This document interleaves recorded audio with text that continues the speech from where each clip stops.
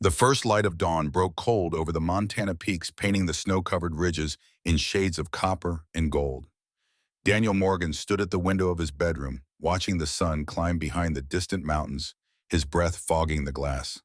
5 o'clock, same as every morning for the past 20 years. Some habits ran deeper than reason, carved into a man's bones by necessity and discipline. He dressed in the dark, pulling on wool pants and a flannel shirt worn soft with age. His fingers moved automatically, buttoning and tucking the motions as familiar as breathing. On the dresser beside him sat a wooden box walnut darkened by years of handling. Dan paused, his hand hovering over it for a moment before lifting the lid. Inside lay a Colt 45 Peacemaker, its steel surface dulled with time, but still perfectly maintained. 6 chambers, empty as they had been for 3 years. Beside the revolver rested a faded photograph in a tin frame. 3 faces smiled back at him. A woman with gentle eyes and dark hair, a boy of 7 with a gap-toothed grin, and himself younger, his face not yet carved with the lines of grief. Dan lifted the gun, feeling its familiar weight. He checked the cylinder out of habit, though he knew it held no bullets. The metal was cold against his palm. He set it back in the box without loading it, as he had done every morning since the day he buried them. Next to the gun lay a leather-bound journal, its pages yellowed and brittle. Dan opened it carefully, finding the place marked with a strip of cloth. His father's handwriting, strong and steady, filled the page. June 10th, 1870. My son, if you read these words, know this. A gun does not make a man. Responsibility does. Protect the weak, keep your word, build something that lasts beyond your days. Dan read the passage slowly, letting each word settle. His father had written those lines the summer before he died, leaving behind wisdom intended for a son who had needed guidance. William Morgan had been many things: farmer, builder, father. But above all, he had been a man who understood that legacy was measured not in acres or cattle, but in what a man taught those who came after. Dan closed the journal and set it beside the gun. The morning ritual complete, he turned to the faded photograph on the wall behind the dresser. 4 people this time. His grandfather stern-faced and broad-shouldered. His grandmother small but fierce. His parents young and hopeful. And at the bottom, written in his father's careful script, Morgan Ranch, established 1855. 63 years, 3 generations had worked this land, carved a life from the wilderness when Montana was still wild territory. His grandfather had staked the claim with nothing but determination and a wagon full of dreams. His father had built the stone cabin, raising walls that would stand against any storm.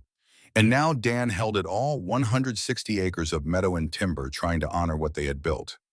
He walked downstairs, boots echoing on the wooden steps. The main room was large, built to hold a family that no longer existed. A stone fireplace dominated one wall, the hearth wide enough to roast a whole pig. Shelves lined another wall, filled with books on farming, animal husbandry, and Montana law. A large table stood in the center, carved by his father from a single oak trunk scarred by decades of use. Dan kindled the fire, watching the flames catch and grow. The ritual of it soothed him. Wood, tinder, patience. The same elements his grandfather had used to survive that first terrible winter of 1855, when the snow had reached the cabin roof and food had run so low that they ate the leather from their boots. Outside, the December wind howled, rattling the shutters. Dan poured coffee from the pot he had prepared the night before, reheating it over the fire. The bitter taste grounded him, brought him fully into the day. He was reaching for his coat when he heard the sound of hooves approaching. Dan's hand moved instinctively toward the rifle above the fireplace before he recognized the familiar rhythm. 1 horse, steady gait. The postman making his rounds. Dan opened the door as Henry Crawford dismounted, his weathered face red from the cold. The old man had been delivering mail to these mountain ranches for 30 years, knew every family within 50 miles. Morning, Dan. Got something from the courthouse in Helena. Dan took the envelope, noting the official seal. His name was typed across the front in neat block letters. Daniel Morgan, Morgan Ranch, Coldwater, Montana. Bad news, Henry asked, reading Dan's expression. Don't know yet. Dan turned the envelope over, examining the seal. Coffee? Can't. Got 20 more stops before noon. Henry swung back into the saddle, then paused. You take care now. Winter's shaping up mean. Dan watched the postman ride away before breaking the seal. The letter inside was typed on legal paper, formal and cold. Notice of land dispute. The Yellowstone Land Company hereby claims ownership of 80 acres of the property known as Morgan Ranch based on documented sale dated March 5, 1888. Legal action will commence if this matter is not resolved within 30 days. Dan read it twice, his jaw tightening. 80 acres, half his land, and a sale dated 1888 that he had never made. The paper included a copy of the supposed deed. Dan studied it, his heart sinking. The signature at the bottom read Daniel Morgan in a hand that looked remarkably like his own. But he had never signed this document, never even seen it before today. Someone had forged his name. Someone wanted his land badly enough to commit fraud. Dan thought of the coming spring when the railroad was scheduled to break ground on the new line through northern Montana. He had heard rumors in town. Land along the proposed route was increasing in value, sometimes 20-fold overnight. Men were making fortunes buying cheap property and selling it to the railroad companies. But Dan had never considered his remote ranch valuable. It was too far from town, the terrain too rough for easy farming. What could anyone want with half of Morgan Ranch, unless they knew something he didn't? Dan folded the letter carefully and placed it in his pocket. He needed to see Sheriff Tom Barrett. Now. The ride to Coldwater took 40 minutes through snow that had drifted waist-high in places. Dan's horse, a gray gelding named Smoke, picked his way carefully down the mountain trail, breath steaming in the frozen air. The forest pressed close on either side, pine and spruce, heavy with snow, silent, except for the occasional crack of a breaking branch. Dan used the time to think. 1888, 4 years ago. He had been married to Elizabeth, then Jacob, only 3 years old. They had been building their life together, expanding the herd, planning for more children. He would have remembered signing away half his property. The trail opened onto the main road and Coldwater came into view.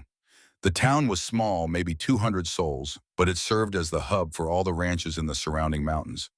A general store, a saloon, a church, a small bank, and the sheriff's office. Enough to keep a community alive through the long winters. Dan tied Smoke outside the sheriff's office and pushed through the door. Heat from a potbelly stove hit him immediately, along with the smell of coffee and tobacco. Tom Barrett looked up from his desk, his weathered face creasing into a smile that faded when he saw Dan's expression. Trouble. Dan handed him the letter without a word. Barrett was 55, a former marshal who had come to Montana to retire, but found himself wearing a badge anyway. He had known Dan for 8 years, had been there the day they buried Elizabeth and Jacob. He was one of the few people in Coldwater who knew what Dan had been before he became a rancher. The sheriff read the letter slowly, his frown deepening. When he finished, he looked up, meeting Dan's eyes. You signed this? No. Thought not. Barrett set the letter on his desk. I've been hearing things. The Yellowstone Land Company. Months ago, started buying property all through the valley. Cash offers, generous terms. Some folks took the money. And those who didn't got letters like this. Barrett leaned back in his chair.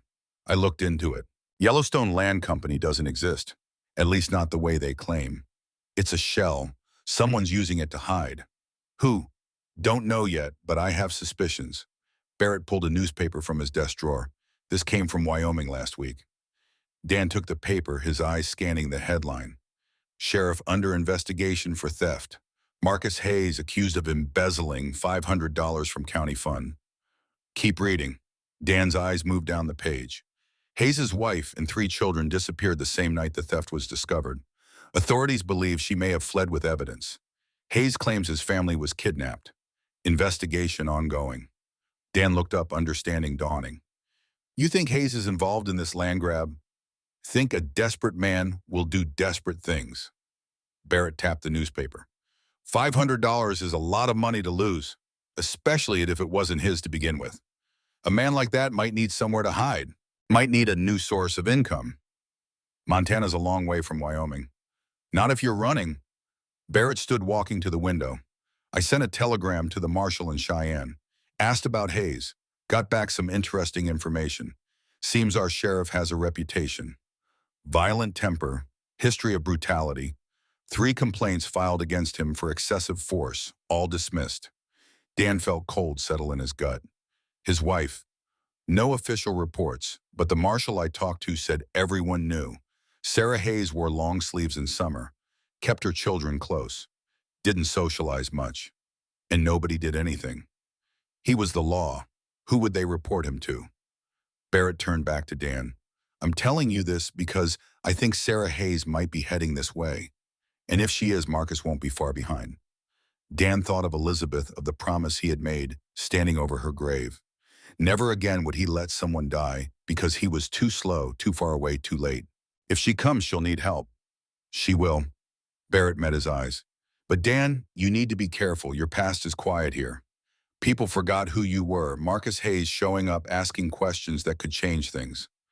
Dan knew what Barrett meant. The Montana ghost. 12 men dead in one night in Deadwood. The legend that had driven him from South Dakota to this quiet corner of Montana seeking peace he wasn't sure he deserved. I'm not that man anymore. I know, but the world doesn't forget easy. Barrett handed him back the letter. You got 30 days to respond to this. I'll keep digging, see what I can find. Meanwhile, watch your back. Dan left the sheriff's office, the December wind biting through his coat. The town was quiet, most people staying indoors away from the cold. He was about to mount smoke when voices drew his attention. Across the street outside William Fletcher's general store, a small group had gathered. Dan could see Fletcher gesturing angrily, his voice carrying despite the wind. I said no handouts, move along. Dan walked closer, curiosity pulling him forward. The crowd parted and he saw them. A woman thin and worn her coat too light for the weather. 3 children pressed against her sides.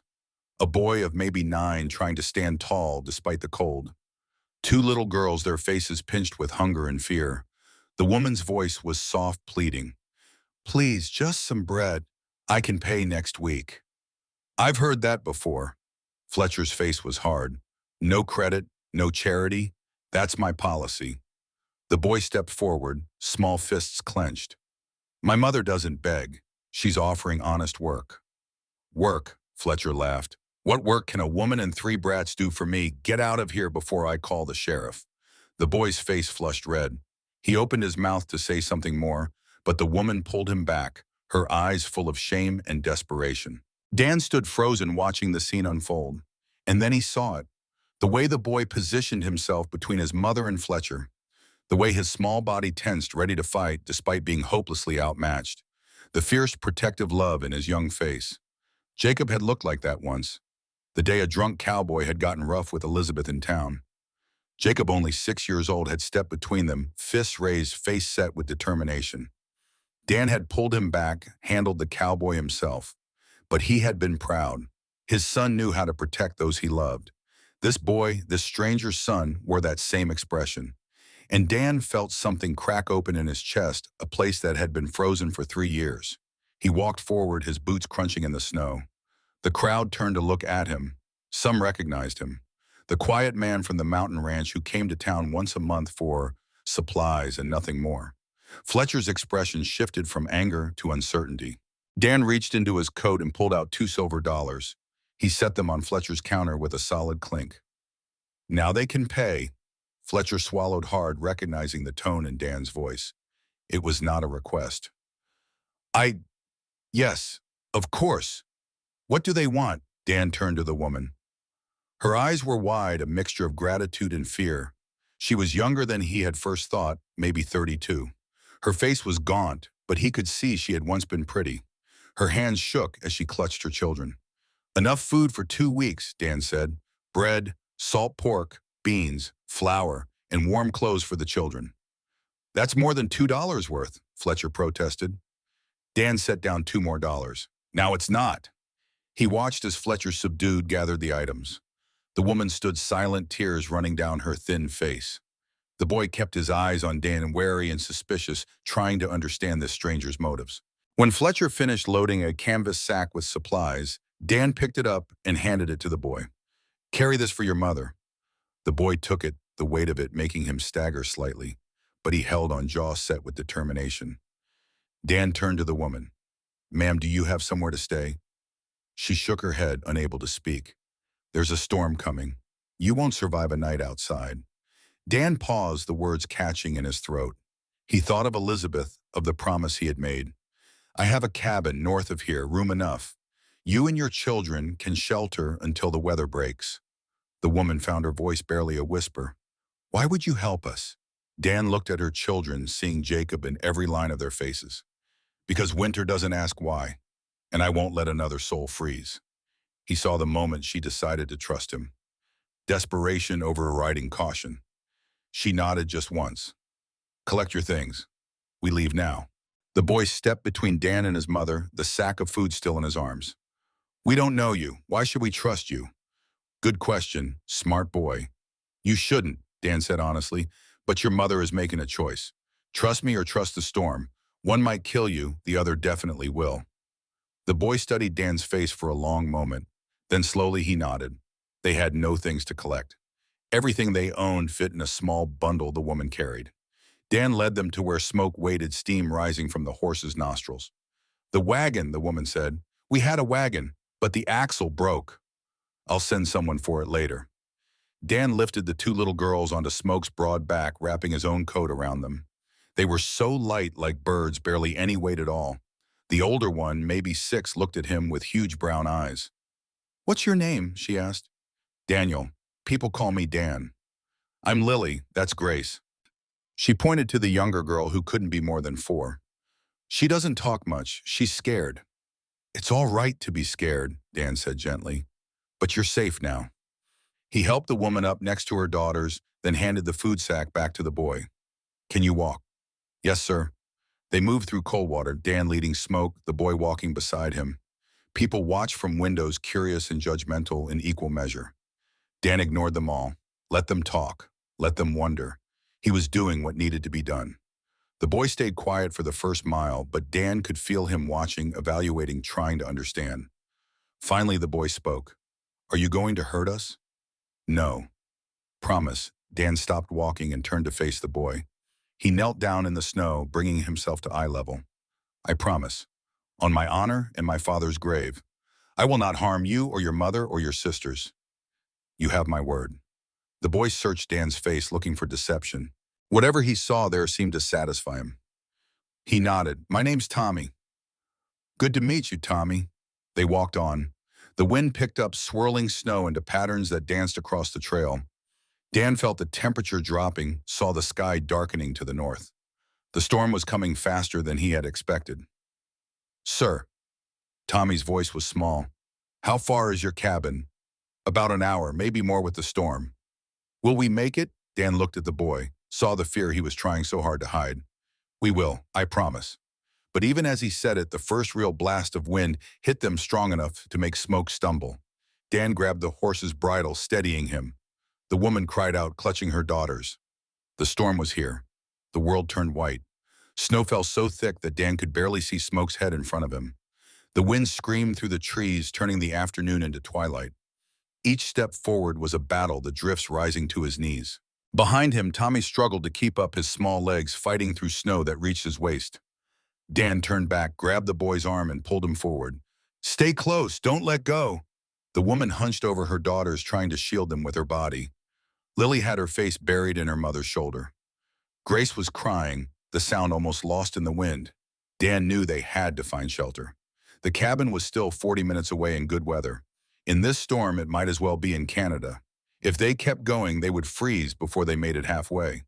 He scanned the landscape, looking for anything. A rock outcropping, a thick stand of trees, something to break the wind. But visibility was down to a few feet, and the familiar landmarks were buried in snow. Smoke suddenly pulled hard to the left, nearly jerking the reins from Dan's hands. The horse was sensing something, following an instinct Dan couldn't see. He let the animal lead, trusting the horse's survival sense. They stumbled forward another 100 yards. Smoke was moving with purpose, now his head down, fighting the wind. Then through the swirling white, Dan saw it. The dark mouth of a ravine cut deep into the hillside by centuries of runoff. Not perfect shelter, but better than the open trail. This way. He led them down into the ravine, the walls rising on either side, cutting the wind. It was still bitterly cold, but they could breathe without the storm tearing the air from their lungs. Dan helped the woman and children to down from Smoke, then quickly unpacked his bedroll and the supply sack. Working fast, he spread the bedroll against the most sheltered wall and wrapped the children in it, packing them together like nested dolls. The woman huddled beside her daughters, her lips blue with cold. Tommy stood apart, shivering violently but trying not to show it. "Come here," Dan said, pulling the boy close. No shame in being cold. He rubbed Tommy's arms vigorously, trying to restore circulation. The boy's hands were like ice. "I'm sorry," Tommy said through chattering teeth. "I should be stronger." "You carried that sack for a mile in a blizzard. That's stronger than most grown men." Dan pulled off his own gloves and put them on Tommy's hands. They were too big, but they were wool and dry. Being strong doesn't mean not feeling the cold. It means keeping going despite it. The woman was watching him, her eyes full of questions she was too exhausted to ask. "What's your name?" Dan asked. "Sarah. Sarah Hayes." Dan's hand froze in the act of tucking the bedroll tighter around Grace. "Hayes, Sheriff Barrett's newspaper. The woman fleeing Wyoming with 3 children and stolen money." He looked at her more carefully. Saw the faded bruises on her wrists partially hidden by her sleeves. The way she flinched when he moved too quickly. The protective way she positioned herself between him and her children. Marcus Hayes' wife. Running from a man who beat her. Carrying 3 children through a Montana winter with nothing but desperation and hope. Dan made his decision in that moment. He would not ask about the money, would not question why she was here, would only do what Elizabeth would have wanted him to do, what his father's journal had taught him to do. Protect the weak, keep your word, build something that matters. "We'll wait here until the worst passes," Dan said. "Then we move fast for the cabin." "Why are you helping us?" Sarah asked, her voice barely audible. Dan looked at Tommy, at Lily, at little Grace. Saw Jacob in all their faces. Saw Elizabeth's gentle determination in Sarah's eyes. "Because I made a promise once, to someone who mattered, and I mean to keep it." They huddled in the ravine for what felt like hours but was probably only 30 minutes. The storm raged above them, but in their small shelter wrapped in wool and pressed together for warmth, they survived. Finally, the wind began to ease. The snow still fell, but the murderous intensity had passed. Dan stood, his joints stiff with cold, and helped Sarah to her feet. "Can you ride?" She nodded, though he could see she was barely holding on. Dan lifted the girls back onto Smoke, then helped Sarah up behind them. Tommy was standing now, the oversized gloves still on his hands, his face set with determination. "Ready?" "Yes, sir." They climbed out of the ravine and back onto the trail. The landscape was transformed, familiar landmarks buried under 3 feet of fresh snow. But Dan knew this country, had ridden these trails for 8 years. He could navigate by the shape of the hills, the pattern of the trees. Smoke plodded forward steadily, his big hooves breaking through the snow. Dan walked alongside, one hand on the bridle, the other holding Tommy's shoulder to keep the boy upright. The cabin came into view slowly, like a ship emerging from fog. First the dark shape of the roof, then the solid stone walls, finally the glow of lamplight in the windows. Dan always left a lamp burning, a beacon for himself when he returned after dark. "There," he said, pointing. "Home." Sarah made a sound that was half laugh, half sob. Tommy stumbled forward, drawn by the promise of warmth. Dan led them to the cabin door and pushed it open. Heat rolled out, blessed and overwhelming. He helped Sarah down, caught her when her legs nearly gave way, and guided her inside. The children followed Tommy, practically carrying Grace.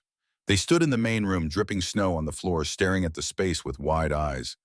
Dan quickly stoked the fire, adding logs until flames roared high. He filled the kettle with water and set it to boil. Then he pulled out blankets, wool and thick, and draped them around each shivering body. "Sit by the fire. All of you. Don't move until you stop shaking." They obeyed without question, too cold and exhausted to argue. Dan moved around the cabin, lighting more lamps, closing shutters against the storm, preparing soup from dried venison and vegetables he kept in the cellar. As he worked, he studied them in the firelight. Sarah was younger than he had thought, maybe Elizabeth's age when she died. Pretty despite the exhaustion and fear. Tommy had her eyes dark and intelligent. Lily had her mother's delicate features. Grace had blonde hair lighter than the others and a rosebud mouth. They were not his family. But standing there watching them huddle together by his fire, Dan felt something shift in his chest. Something he thought had died with Elizabeth and Jacob. Purpose. The soup heated slowly, filling the cabin with the smell of herbs and meat. Dan ladled it into wooden bowls, handed one to each person. They ate without speaking, too hungry for words. When they finished, Grace's eyes were drooping, Sarah held her close, fighting her own exhaustion. The bedroom, Dan said, pointing to the door on the left. Take it, there's a bed, clean sheets, plenty of blankets. Where will you sleep? Out here, by the fire. I've slept in worse places. Sarah looked like she wanted to argue, but she was too tired. She gathered her daughters and followed Dan into the bedroom. It was the room he had shared with Elizabeth, the bed they had made Jacob in. He had not entered it in 3 years sleeping, instead on the couch in the main room. But tonight, Sarah and her children needed it more than he needed to avoid ghosts. He showed her the wash basin, the extra blankets in the chest, the chamber pot behind the screen. Then he left them alone, closing the door softly. Tommy remained by the fire, still wearing Dan's gloves. The boy was watching him with careful eyes, trying to understand this stranger who had saved them. Dan sat down in his father's old chair, the leather cracked and worn. You can sleep on the couch. It's more comfortable than it looks. Where are you going to sleep? Floor. I've done it before. Tommy frowned. That's not right. It's your house. And you're my guest. Dan leaned forward, meeting the boy's eyes. Tommy, I know you don't trust me. I know you're trying to figure out if I'm going to hurt you or your mother or your sisters. That's smart. That's what a man does when he's responsible for his family. Tommy's expression didn't change, but Dan saw something flicker in his eyes. Recognition. Respect. Are you going to hurt us? No, I promise you that. Why should I believe you? Because I kept you alive in the storm. Because I gave you my gloves. Because I gave you my bed. Dan paused.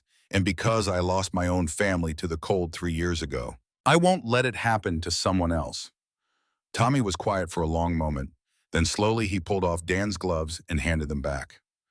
Thank you for saving us. Dan took the gloves, his throat tight. You're welcome.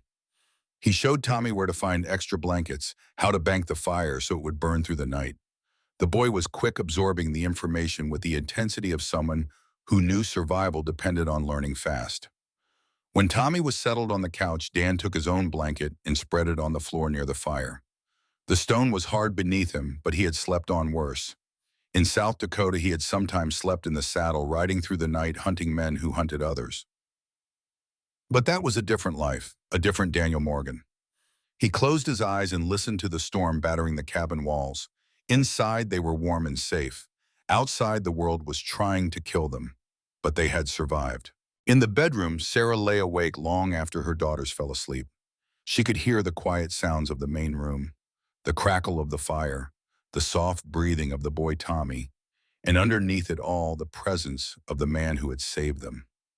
Daniel Morgan, a stranger who had stepped in when no one else would, who had given them food and shelter without asking for anything in return, who had looked at her children with something like pain in his eyes. Sarah had learned not to trust men. 10 years with Marcus had taught her that kindness was a mask men wore until they got what they wanted. That strength was used to control, not protect. That promises meant nothing when anger took over. But Daniel Morgan was different. She had seen it in the way he handled the children. Gentle but not weak, strong but not cruel. He had knelt in the snow to speak to Tommy at eye level, had wrapped his own coat around Lily and Grace, had given Sarah his bedroom without hesitation. Who was this man? This quiet rancher who lived alone in the mountains? What had he lost 3 years ago that made him look at her children with such profound sadness? Sarah didn't know. But lying there in his bed, warm and safe for the first time in weeks, she felt something she hadn't felt since she was a girl. Hope. Morning came soft and gray. Dan woke to the smell of coffee and frying bacon. For a moment, still half asleep, he thought Elizabeth was cooking breakfast. Then memory returned, sharp and cold. He sat up, his back protesting the hard floor. Tommy was already awake, sitting at the table with the book open in front of him. The boy looked up as Dan rose. Your mother let me read this. I hope that's okay. Dan walked over, curious. It was one of his father's farming journals filled with notes on crop rotation and animal husbandry. Not exactly light reading for a 9-year-old. Can you read? Yes, sir. Mama taught me. Taught my sisters too, though Grace is still learning. Dan poured himself coffee, impressed. Not many children on the frontier had that advantage. Your mother is a teacher. Was, before she married Marcus Hayes. The name hung in the air between them.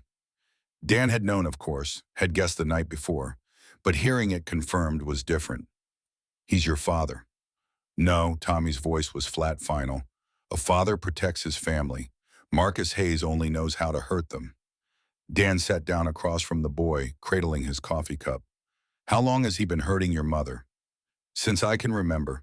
But it got worse after Grace was born. He drinks. When he drinks, he gets angry. When he's angry, he... Tommy's voice trailed off, but Dan didn't need him to finish. He had seen the bruises on Sarah's wrists, could imagine what other marks lay hidden beneath her clothes. You tried to stop him. It wasn't a question. Dan knew. Had recognized the signs the moment he saw Tommy step between his mother and Fletcher. A boy who had learned too young that he had to be a man. I tried, but I'm not strong enough. Tommy's hands clenched on the table. Not yet. The bedroom door opened. Sarah emerged, Lily and Grace behind her.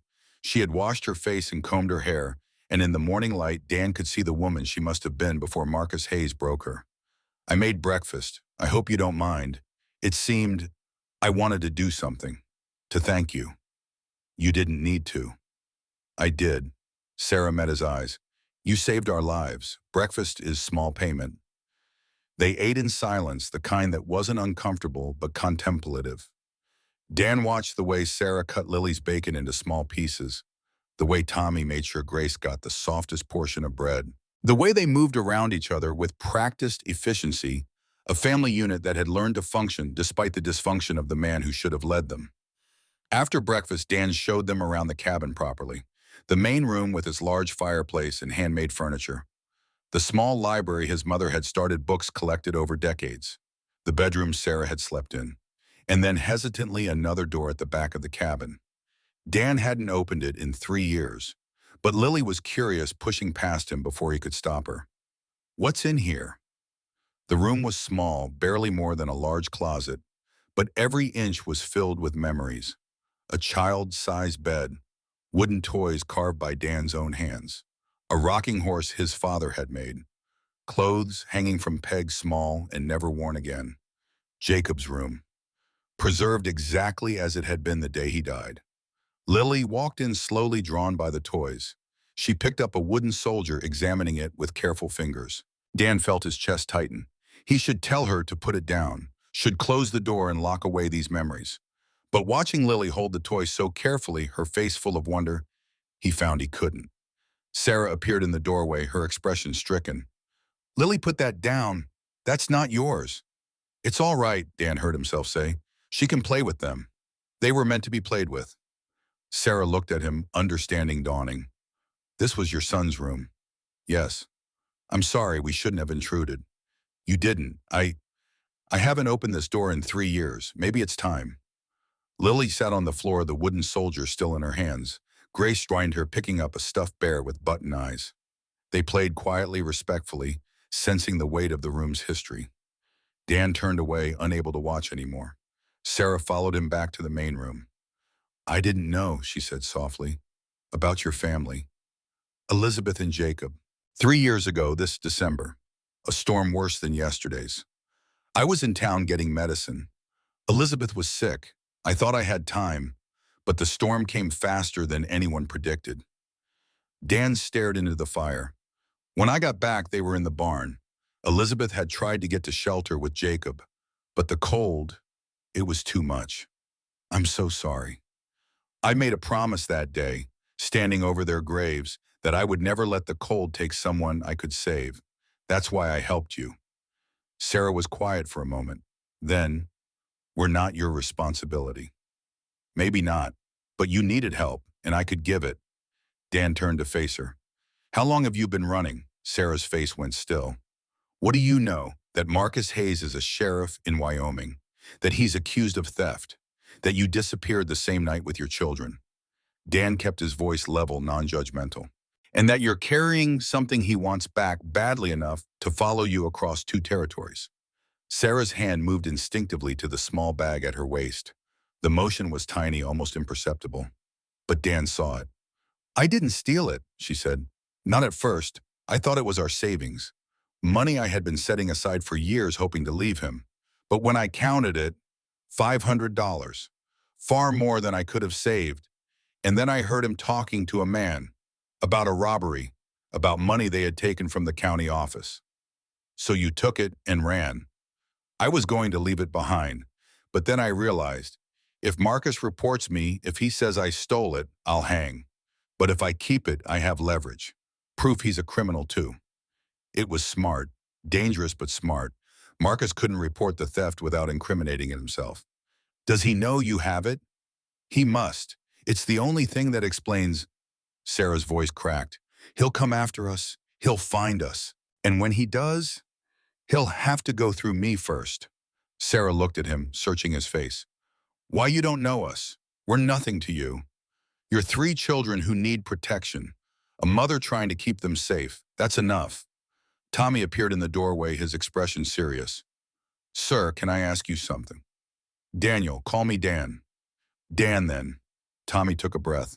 Are you afraid of Marcus Hayes? Dan considered the question. Thought about the 12 men in Deadwood, about the things he had done as the Montana Ghost, about the violence he was capable of even now. No. Good. Tommy's face was fierce, determined, because I want to learn to fight, to protect my family. Will you teach me? Dan looked at Sarah, saw the conflict in her eyes. She wanted Tommy to stay innocent, but she also knew the world didn't allow that luxury. I'll teach you, Dan said, but not to fight, to survive, to be strong, to protect without becoming what you hate. He held Tommy's gaze. Can you do that? Yes, sir. I mean, yes, Dan. The rest of the day passed in a strange domesticity. Dan showed Tommy how to split wood, how to check the animals in the barn, how to read the sky for weather. Sarah cooked lunch, refusing to let Dan do all the work. Lily and Grace played with Jacob's toys, their laughter filling the cabin with sounds it hadn't heard in 3 years. Evening came early, the winter sun setting before 5 o'clock. They gathered around the fire, Dan in his father's chair, Sarah and the children on the couch. The storm had passed, leaving the world buried in fresh snow. Dana opened his father's journal, found a page he remembered, and began to read aloud. December 1870. Taught Daniel how to use an axe today. He's only 12, still growing into his strength, but he has determination. That matters more than muscle. A man builds his legacy not with what he takes, but with what he gives. Land, knowledge, honor. These are the things that last. He looked up to find them all watching him. Even Grace, who hadn't spoken since they arrived. Your father wrote that? Tommy asked. Yes. He kept journals his whole life. Advice, instructions, stories. He wanted to leave something behind for me, for my children after me. Dan closed the book carefully. This ranch has been in my family for 37 years. My grandfather claimed it when Montana was still wild. My father built this cabin with his own hands, and now it's mine to keep. It must be important to you, Sarah said. It's everything. Dan looked around the cabin at the life his family had built. It's not just land, it's legacy. It's proof that we mattered, that we built something that will last. Tommy leaned forward. What will you pass it to if you don't have, if I don't have a son, Dan finished gently. I don't know. Maybe it dies with me. Or maybe, he looked at Tommy at the fierce intelligence in the boy's eyes. Maybe legacy isn't always blood. Maybe it's teaching someone else what you know, passing on what matters. Sarah's hand found her son's shoulder, pulling him close. They sat in comfortable silence until Grace yawned, huge and uncontrollable. Sarah laughed, the sound soft and surprised, as if she had forgotten what laughter felt like. Bedtime for you two, she said, gathering her daughters. But Mama, Lily protested, it's not even dark yet. The sun sets early in winter, and you need your rest. Dan stood. I should check the barn, make sure the animals survive the storm. I'll come with you, Tommy said immediately. Sarah hesitated, then nodded. Don't be long. Outside, the world was transformed. Snow glittered in the moonlight, pristine and beautiful. The air was so cold it burned to breathe. Dan and Tommy walked to the barn, their boots crunching in the snow. Inside, the animals were safe. Dan's 2 cows, his horse Smoke, and a handful of chickens that provided eggs. Tommy helped him distribute feed, learning the routine quickly. As they worked, the boy kept glancing at Dan, building up courage to ask something. What is it? Dan finally said. In the store when you helped us. People were afraid of you. Why? Dan paused, a scoop of grain in his hands. He could lie, could tell the boy he imagined it, but Tommy deserved the truth. Because I used to be someone else, someone dangerous. Before I married Elizabeth, before I became a rancher, I wore a badge. Deputy Marshal. I hunted men. Bad men. Yes, killers, thieves, men who hurt people. Dan set down the grain scoop, and I was good at it. Very good. Too good. I earned a reputation, a name people remembered. The Montana Ghost. Tommy's eyes widened. I've heard that name. Marcus used to tell us stories. Said the ghost killed 12 men in one night in Deadwood. Said no one ever saw him coming. The stories are true. How many men did you kill? Dan had known the question would come. 12 in Deadwood, 7 others before that, 19 total. Did they all deserve it? I thought so at the time. Now, Dan met Tommy's eyes. Now, I'm not sure anyone deserves death, but they were killing innocent people, and someone had to stop them. Tommy considered this. Do you regret it? Every day, not because they didn't need stopping, but because taking a life changes you, makes you harder, colder. I was becoming something I didn't recognize. That's why I quit, why I came here, why I buried my guns and married Elizabeth. Dan's voice went soft. She saved me, showed me I could be something other than the ghost. And now I'm just Daniel Morgan, a rancher, a widower, a man trying to keep a promise to the woman he loved. They finished with the animals and walked back to the cabin. At the door, Tommy stopped. Dan, if Marcus comes, will you become the ghost again? Dan thought about the question, about the line between protecting and killing, about how easy it was to cross and how hard to come back. I hope I don't have to, but if it means keeping you and your family safe. He met Tommy's eyes. Yes. Tommy nodded, satisfied. They went inside. Sarah had put the girls to bed and was sitting by the fire mending a tear in Lily's dress. She looked up as they entered, her eyes going to Tommy, checking that he was all right. We fed the animals, Tommy reported. Dan showed me how. That's good. Sarah's eyes moved to Dan, full of questions, but she didn't ask them. Not in front of Tommy. Bed, she told her son. Tomorrow will be another long day. Tommy obeyed without argument, settling on the couch with the blankets Dan provided. Within minutes, his breathing deepened into sleep. Sarah set aside her mending. What did you tell him? The truth about who I was, what I did. And now he knows you're a killer. Yes. Dan didn't flinch from the word. He asked, I don't lie to children. They deserve better. Sarah stood walking to the window.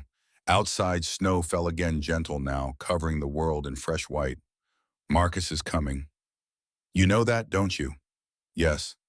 And when he does, there will be blood. Maybe, but not yours, not your children's. Sarah turned to face him. Why are you doing this, really? Dan looked at the photograph on the mantel. Elizabeth and Jacob smiling at a camera, unaware that they had less than a year left together. Because I was too late to save them. Because I made a promise. Because... He struggled for words. Because your son looks at you the way Jacob looked at Elizabeth. Protective, loving, determined. And your girls need a chance to be children, not victims. And you deserve to live without fear.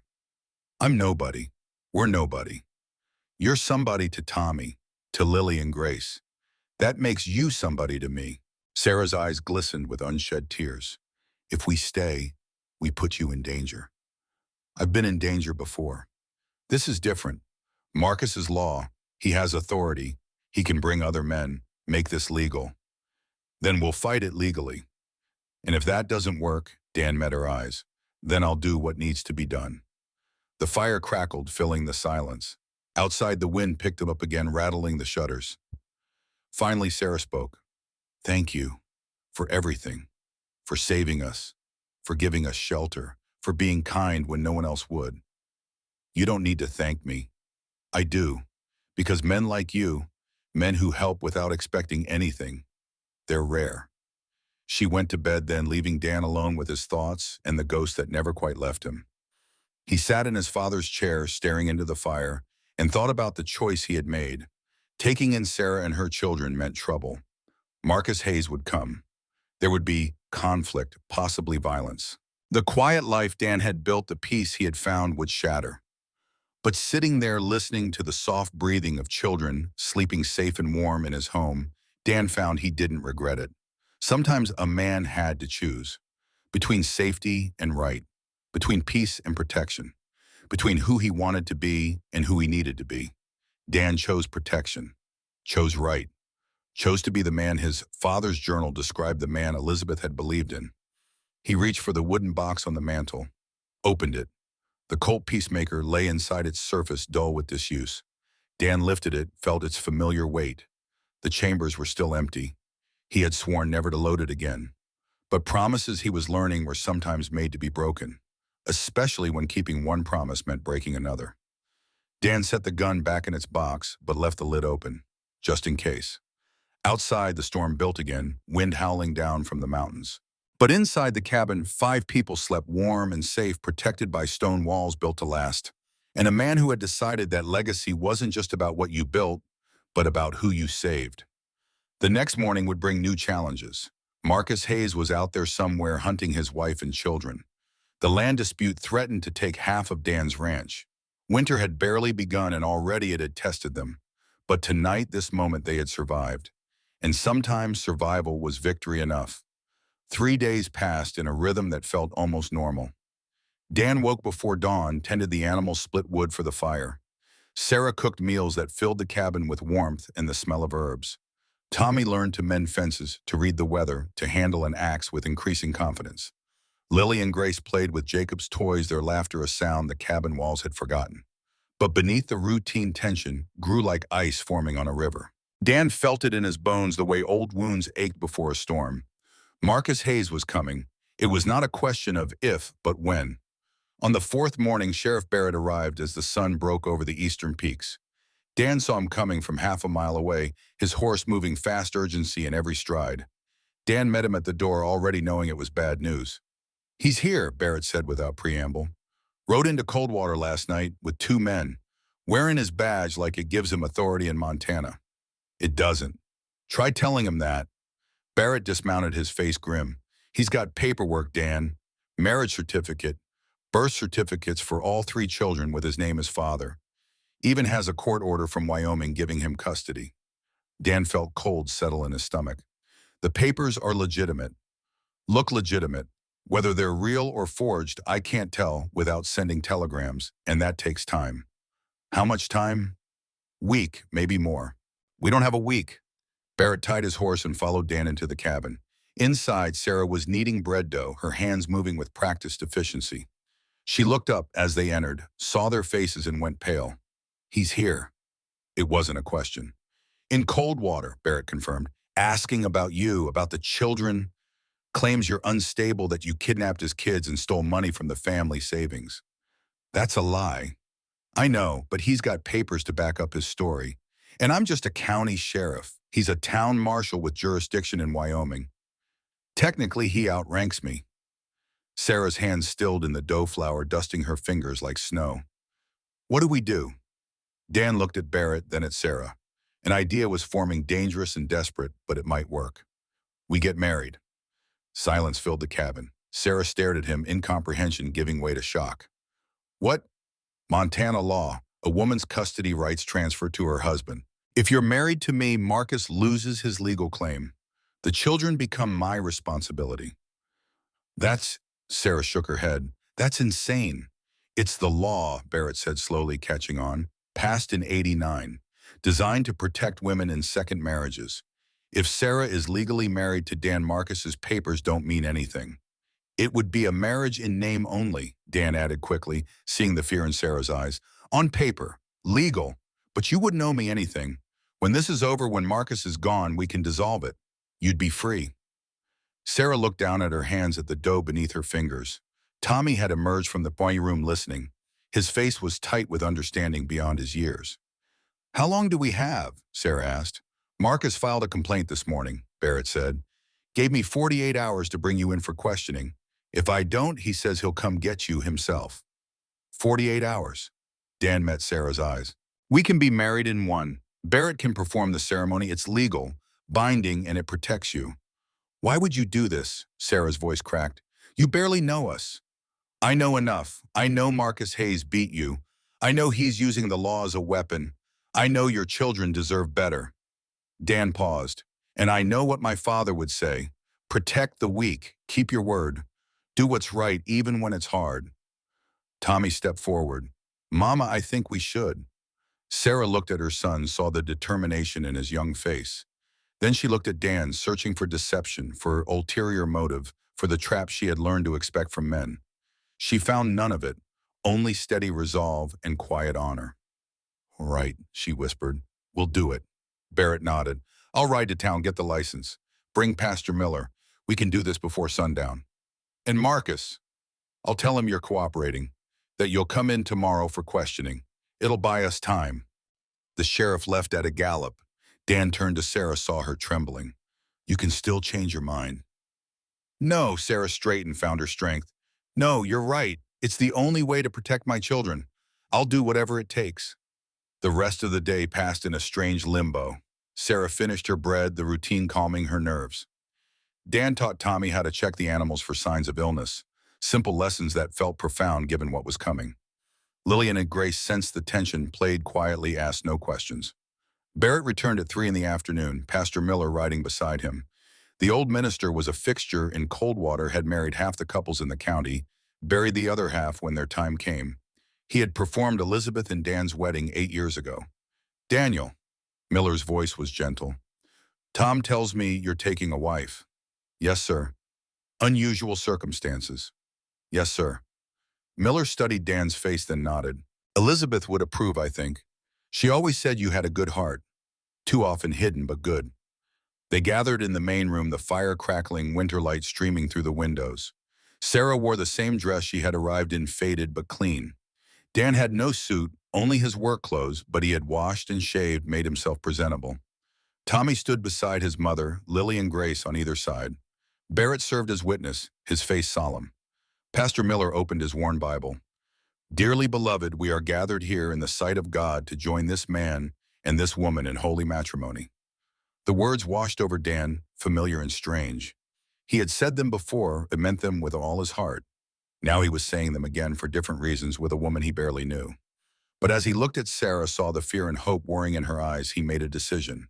This might be a marriage of convenience, of legal necessity, but he would honor it as if it were real, would protect her as if she were truly his wife, would care for her children as if they were truly his. Daniel Morgan, do you take this woman to be your lawfully wedded wife? I do. Sarah Hayes, do you take this man to be your lawfully wedded husband? Sarah's voice was barely audible. I do. Then by the power vested in me by the territory of Montana, I pronounce you husband and wife. Dan slipped a ring onto Sarah's finger. It was Elizabeth's ring, simple gold, worn smooth. He had kept it in a box, unable to part with it. Now it found a new purpose. Sarah stared at the ring, tears sliding down her cheeks. It was my wife's, Dan said quietly. She would want you to have it. Pastor Miller closed his Bible. What God has joined, let no man put asunder. They signed the certificate. Barrett and Miller witnessed. It was done. Legal. Binding. Sarah Hayes was now Sarah Morgan. After Miller left promising discretion, the 5 of them stood awkwardly in the cabin. Married but not married. A family but not a family. Tommy broke the silence. Does this mean Dan is our father now? Sarah looked at Dan, uncertain. On paper, Dan said carefully. Legally. But that's between you and me, Tommy. Family isn't something you can sign on a certificate. It's something you earn. Then earn it, Tommy said, his voice fierce. Prove you're not like Marcus. Prove you're the man we need. I will. That night after the children slept, Dan and Sarah sat by the fire. Husband and wife in name. Strangers in truth. I don't know how to do this, Sarah admitted. How to be married to someone to someone who isn't. We don't have to do anything, Dan said. This is legal protection. Nothing more. You sleep in the bedroom. I sleep out here. We live as we have been. When this is over, we end it. Just like that. Just like that. Sarah was quiet for a long moment. You loved her very much, your wife. Yes. Do you still every day? Dan looked at the photograph on the mantel. But she's gone. And I'm still here. And there are people who need help. Elizabeth would understand. She would want this. How can you be sure? Because she was like you, strong, protective, willing to do anything for those she loved. Dan met Sarah's eyes. She would have liked you. Sarah smiled small and sad. I wish I could have known her. Maybe you did, in another life. They sat in companionable silence until Sarah rose to go to bed. At the door, she paused. Thank you for this, for protecting us. You're my wife now. On paper or not, that means something to me. Sarah nodded and disappeared into the bedroom. Dan remained by the fire, the ring on his own finger feeling foreign and familiar at once. Outside in the darkness beyond the cabin, a horse stood hidden in the trees. Marcus Hayes sat in the saddle watching lamplight flicker in the windows. He had followed Barrett from town, careful to stay back, to remain unseen. Now he knew where they were, knew that Sarah had found shelter with some mountain hermit, knew that he would have to take them by force. Marcus smiled cold and cruel. Let them have their moment of false security. Let them think they were safe. Tomorrow he would show them what happened to people who defied him. He turned his horse and rode back toward Coldwater, already planning. Morning came too soon. Dan woke to find Tommy already up, standing at the window watching the eastern horizon. Couldn't sleep. Kept thinking about Marcus, about what he'll do when he finds out. Dan joined the boy at the window. He already knows, or will soon. Barrett had to file the marriage certificate, public record. Marcus will see it. And then he'll be angry. Desperate men do desperate things. Tommy turned to look at Dan. Are you scared? Yes. The honesty seemed to surprise the boy. But you're the Montana ghost. You killed 12 men in one night. Being scared doesn't mean you're weak, Tommy. It means you have something to lose, something worth protecting. Dan put a hand on the boy's shoulder. I'm scared because I don't want to fail you. Don't want to let Marcus hurt your family. That fear makes me careful, makes me prepared. Will you teach me to be prepared? Yes, starting now. They went outside into the pre-dawn cold. The world was blue and silver stars still visible in the western sky. Dan led Tommy to the barn, showed him the rifle he kept there, a Winchester repeater well-maintained and deadly accurate. First rule of defending yourself. Know your weapons. This rifle holds 15 rounds. Effective range 400 yards. Reloads fast. Dan demonstrated working the lever action. But a gun is only as good as the person holding it. You have to be calm, focused, breathing steady. He taught Tommy how to hold the rifle, how to sight down the barrel, how to compensate for wind and distance. The boy was a quick learner, his hands steady despite his youth. Why are you teaching me this? Tommy asked as they practiced with empty chambers. Thought you said guns were the last resort. They are, but last resort doesn't mean unprepared. If Marcus comes here with violence, you need to know how to protect your mother and sisters. Not because I won't be here, but because I might not be enough. Tommy absorbed this, his face serious. You think he'll bring help? I know he will. A man like Marcus doesn't fight fair. He'll bring deputies, maybe hired guns.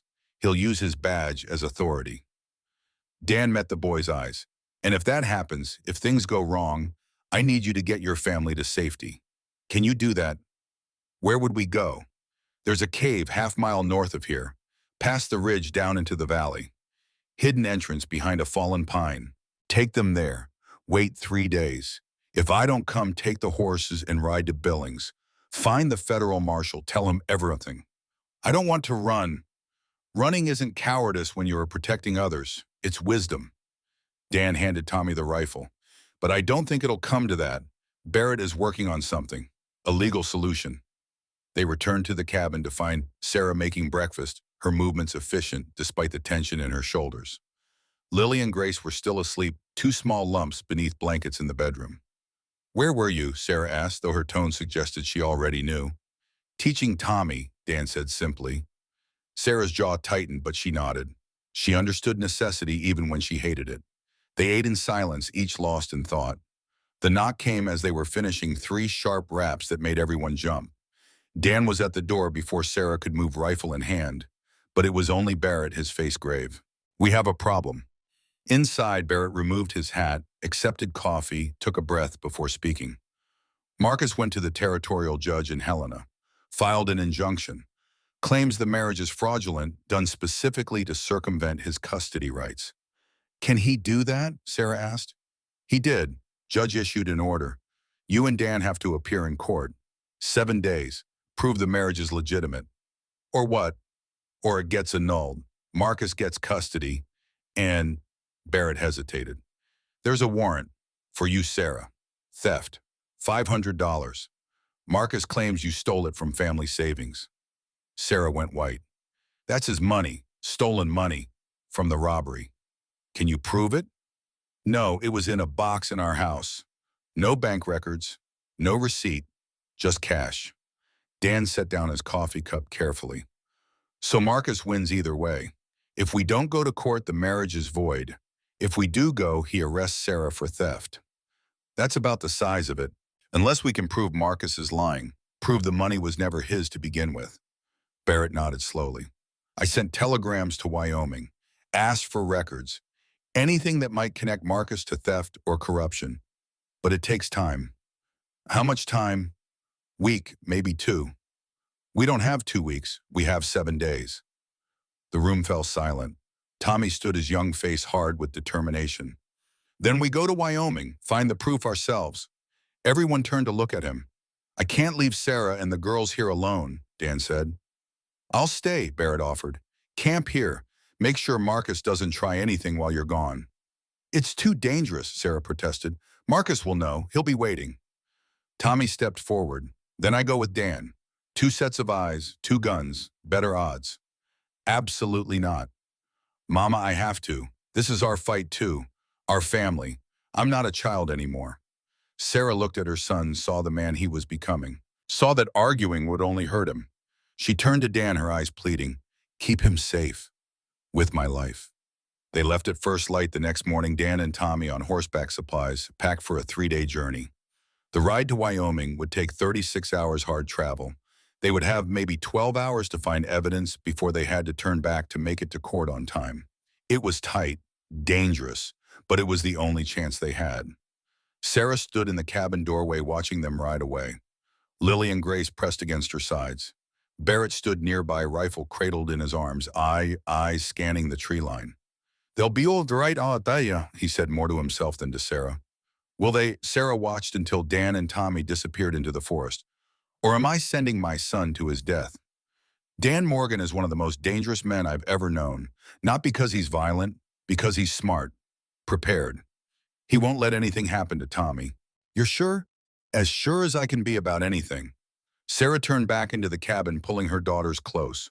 All she could do now was wait and pray that Dan kept his promise. The journey south was hard and cold.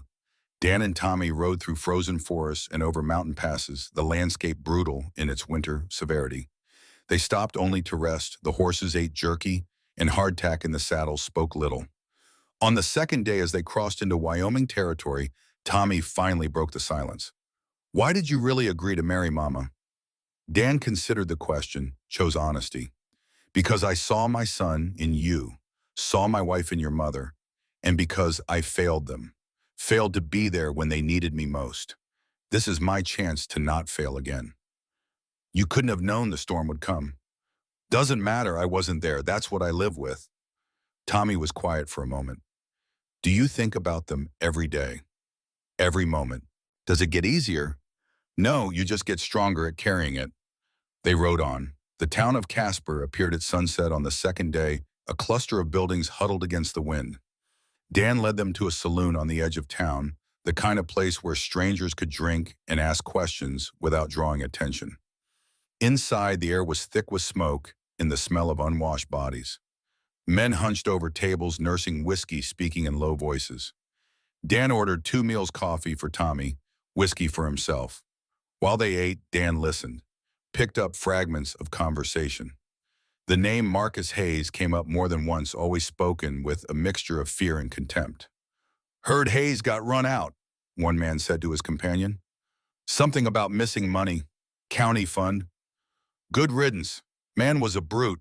Arrested my cousin for drunk and disorderly, beat him so bad he lost an eye. Anyone report him? To who he was the law. Dan caught the bartender's eye, gestured him over. I'm looking for information about Marcus Hayes. Used to be sheriff here. The bartender's face closed. Don't know nothing about that. Dan slid a silver dollar across the bar. I'm not a friend of Hayes, quite the opposite. The bartender took the coin, looked around to make sure no one was listening. Hayes was corrupt. Everyone knew it. Took bribes, looked the other way for the right price. But no one could touch him. Not until the money went missing. $500. From the county safe.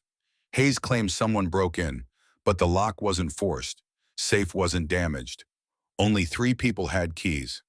The judge, the mayor, and Hayes. What happened? Investigation started. Hayes got nervous. Then his wife disappeared with the kids. Next day, Hayes says she stole the money and ran. But nobody believed it. Sarah Hayes was a school teacher. Good woman, quiet. We all knew what Hayes did to her. Anyone willing to testify to that? The bartender hesitated. There's a doctor in town, Henry Miller. Used to treat Sarah when Hayes got rough. He might talk to you, but be careful. Hayes still has friends here. Men he paid, men who owe him. Dan finished his drink and left money for the meal. Outside, night had fallen, the streets dark except for lamplight spilling from windows. Where are we going, as Tommy asked. To find Dr. Miller. They found the doctor's office 2 streets over a small clapboard building with a painted sign. Light showed in the upper window. Dan knocked, waited. A man in his 60s answered, spectacles perched on his nose, suspicion in his eyes. We're closed. Dr. Miller. My name is Daniel Morgan. This is Tommy Hayes. We need to talk about Sarah Hayes and her husband Marcus. Miller's expression changed at the name. Come in, quickly. Inside the office smelled of carbolic and old paper. Miller led them upstairs to his private quarters, a simple room with a desk and chairs. Sarah, Miller said, sitting heavily. Is she alive? Yes, safe with me in Montana. Relief washed over the doctor's face. Thank God. When she disappeared, I feared the worst. Marcus was capable of anything. That's why we're here. We need evidence. Proof that Marcus was abusing Sarah. That the money he claims she stole wasn't family savings, but stolen from the county fund. Miller removed his glasses, cleaned them with a handkerchief. I have evidence, medical records. Every time Sarah came to me, I documented her injuries. Bruises, broken ribs, once a fractured jaw. I asked her to report him. She said it would only make things worse. Will you testify in court? Against Marcus. Miller put his glasses back on. He'll destroy me, ruin my practice. He's already being investigated for theft. His authority is hanging by a thread. And if you don't help, Sarah might lose her children. Tommy and his sisters might be forced back to a man who beat their mother. Miller looked at Tommy, saw the desperation in the boy's face. All right, I'll testify. I'll bring my records. When is the hearing? 5 days. In Helena. I'll be there. They left Miller's office with hope kindling in their chests. But as they stepped into the street, Dan felt the hairs on his neck rise. Years of hunting men had taught him to recognize danger. Tommy, walk casual. Don't look around. There are men watching us. Where? Alley across the street. 2, maybe 3 more at the end of the block. What do? We head for the horses, fast but not running. If shooting starts, you drop and find cover. Understand? Yes. They moved toward the stable where they had left their horses. Dan's hand rested on the pistol at his hip, thumb on the hammer. The men in the alley shifted, following. They were 20 feet from the stable when a voice called out, Morgan, that's far enough. Dan turned slowly. 3 men stood in the street, spread out hands near their weapons. The one in the middle wore a deputy's badge. All 3 had the look of hired gunsmen who killed for money. We don't want trouble, Dan said evenly. Then you shouldn't have come to Casper. Marcus Hayes sends his regards. Hayes know you're here. Doesn't need to. He pays us to keep his interests safe. You're threatening those interests. Dan moved slightly, positioning himself between the men and Tommy. The boy's not part of this. Let him go. Can't do that. Both of you come with us. Nice and easy. Or, the deputy smiled. Or we drag your bodies to the undertaker. Your choice. Dan's mind raced, calculating angles and distances. 3 men facing him, maybe more in the shadows. Tommy behind him, brave but inexperienced. Odds were bad, but he had faced worse in Deadwood. 12 men in one night. These 3 were nothing compared to that. But he had been younger then, faster, and he hadn't had a boy to protect. Tommy, Dan said quietly, when I move, you run for the stable. Get on your horse and ride. Don't stop. Don't look back. I'm not leaving you. Yes, you are. That's an order. The deputy's smile widened. Ain't that sweet? The old gunfighter trying to save the kid. Problem is you're too slow now, Morgan. Too old, though. The Montana ghost is dead. You're just a rancher pretending to be dangerous. Dan met the man's eyes, let him see what lay beneath the quiet exterior. Let him see the 12 bodies in Deadwood. The 7 before that. The man who had earned a reputation written in blood and fear. You're making a mistake. Don't think so. The deputy went for his gun. Dan moved.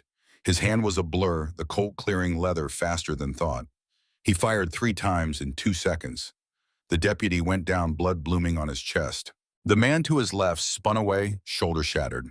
The third started to run, but Dan's 4th shot took him in the leg, dropping him screaming. The entire fight lasted less than 5 seconds. Dan turned, gun still raised, scanning for more threats. The street was empty except for the fallen men and Tommy, who stood frozen, eyes wide with shock. Are they dead? 2 wounded, 1 dead. Dan moved quickly, checking the bodies, kicking away weapons. We need to leave, now. They ran for the stable, mounted their horses, and rode hard out of Casper. Behind them, shouts rose, alarm spreading. But they were already gone, disappearing into the night. Tommy rode beside Dan, his face pale, hands shaking. You shot them. You moved so fast. I'm sorry you had to see that. Don't be.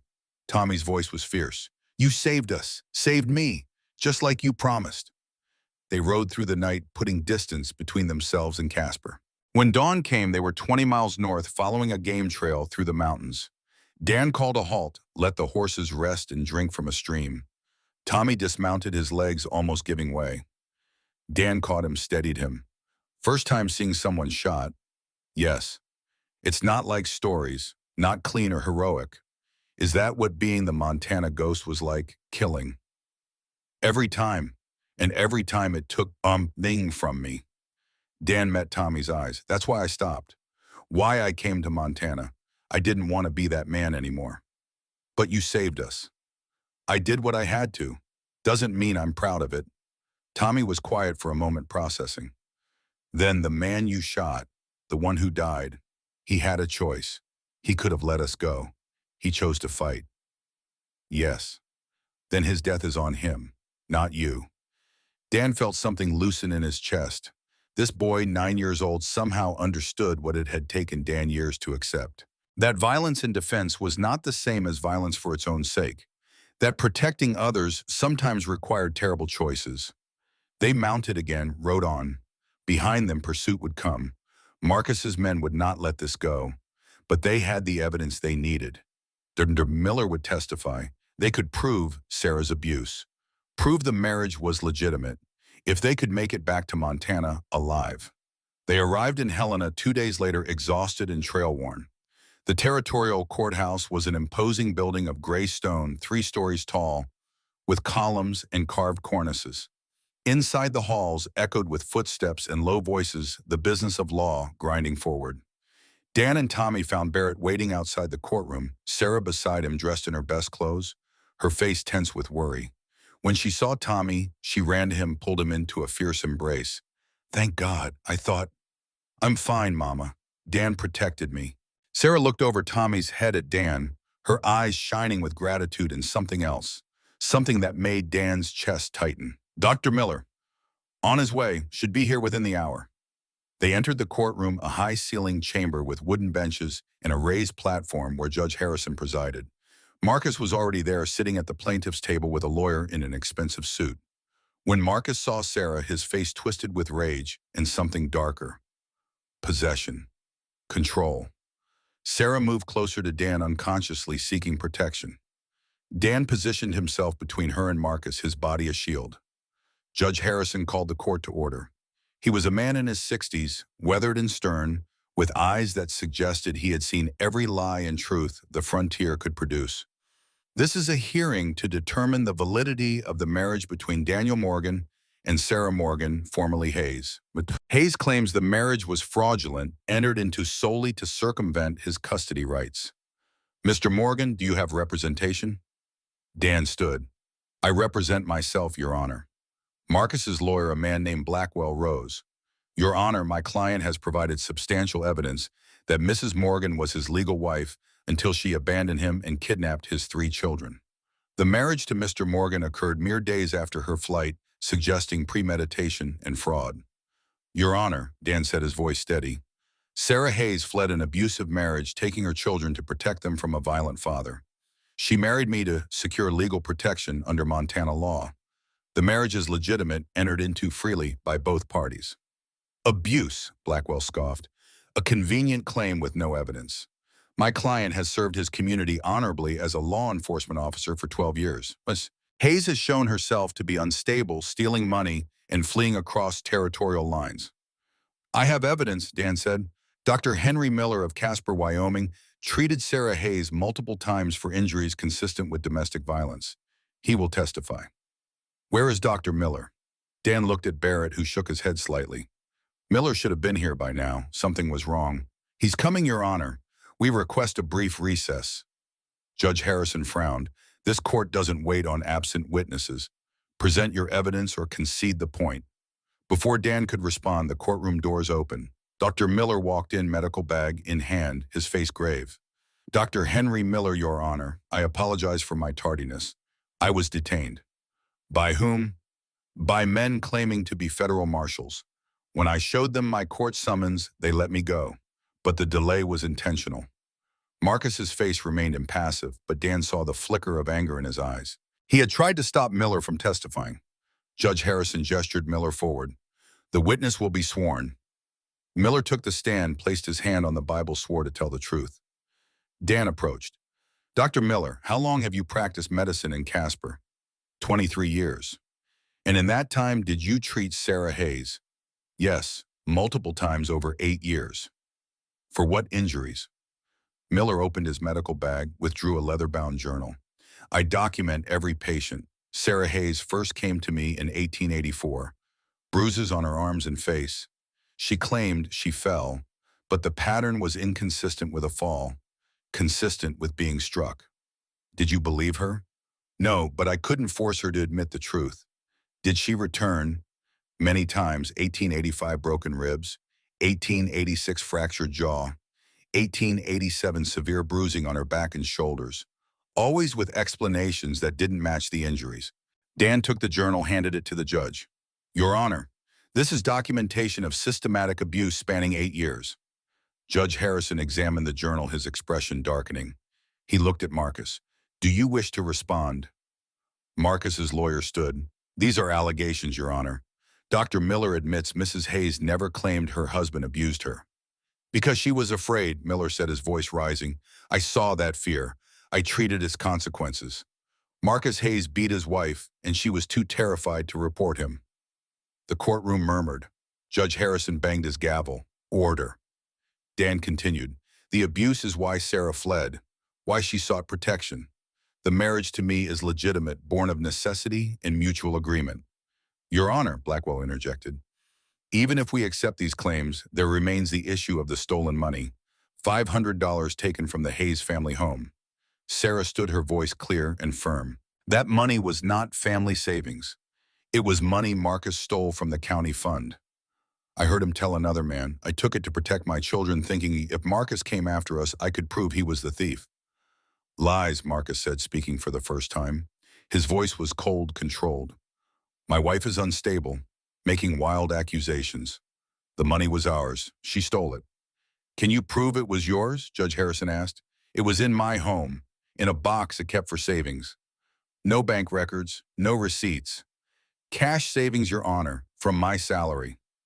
Dan saw the trap. No paper trail, no way to prove the money's origin. Marcus's word against Sarah's. Then Tommy stood. Your Honor, may I speak? Judge Harrison looked surprised. You're a child. I'm Thomas Hayes, the oldest of the 3 children, and I have something to say. The judge considered, then nodded. The court will hear you.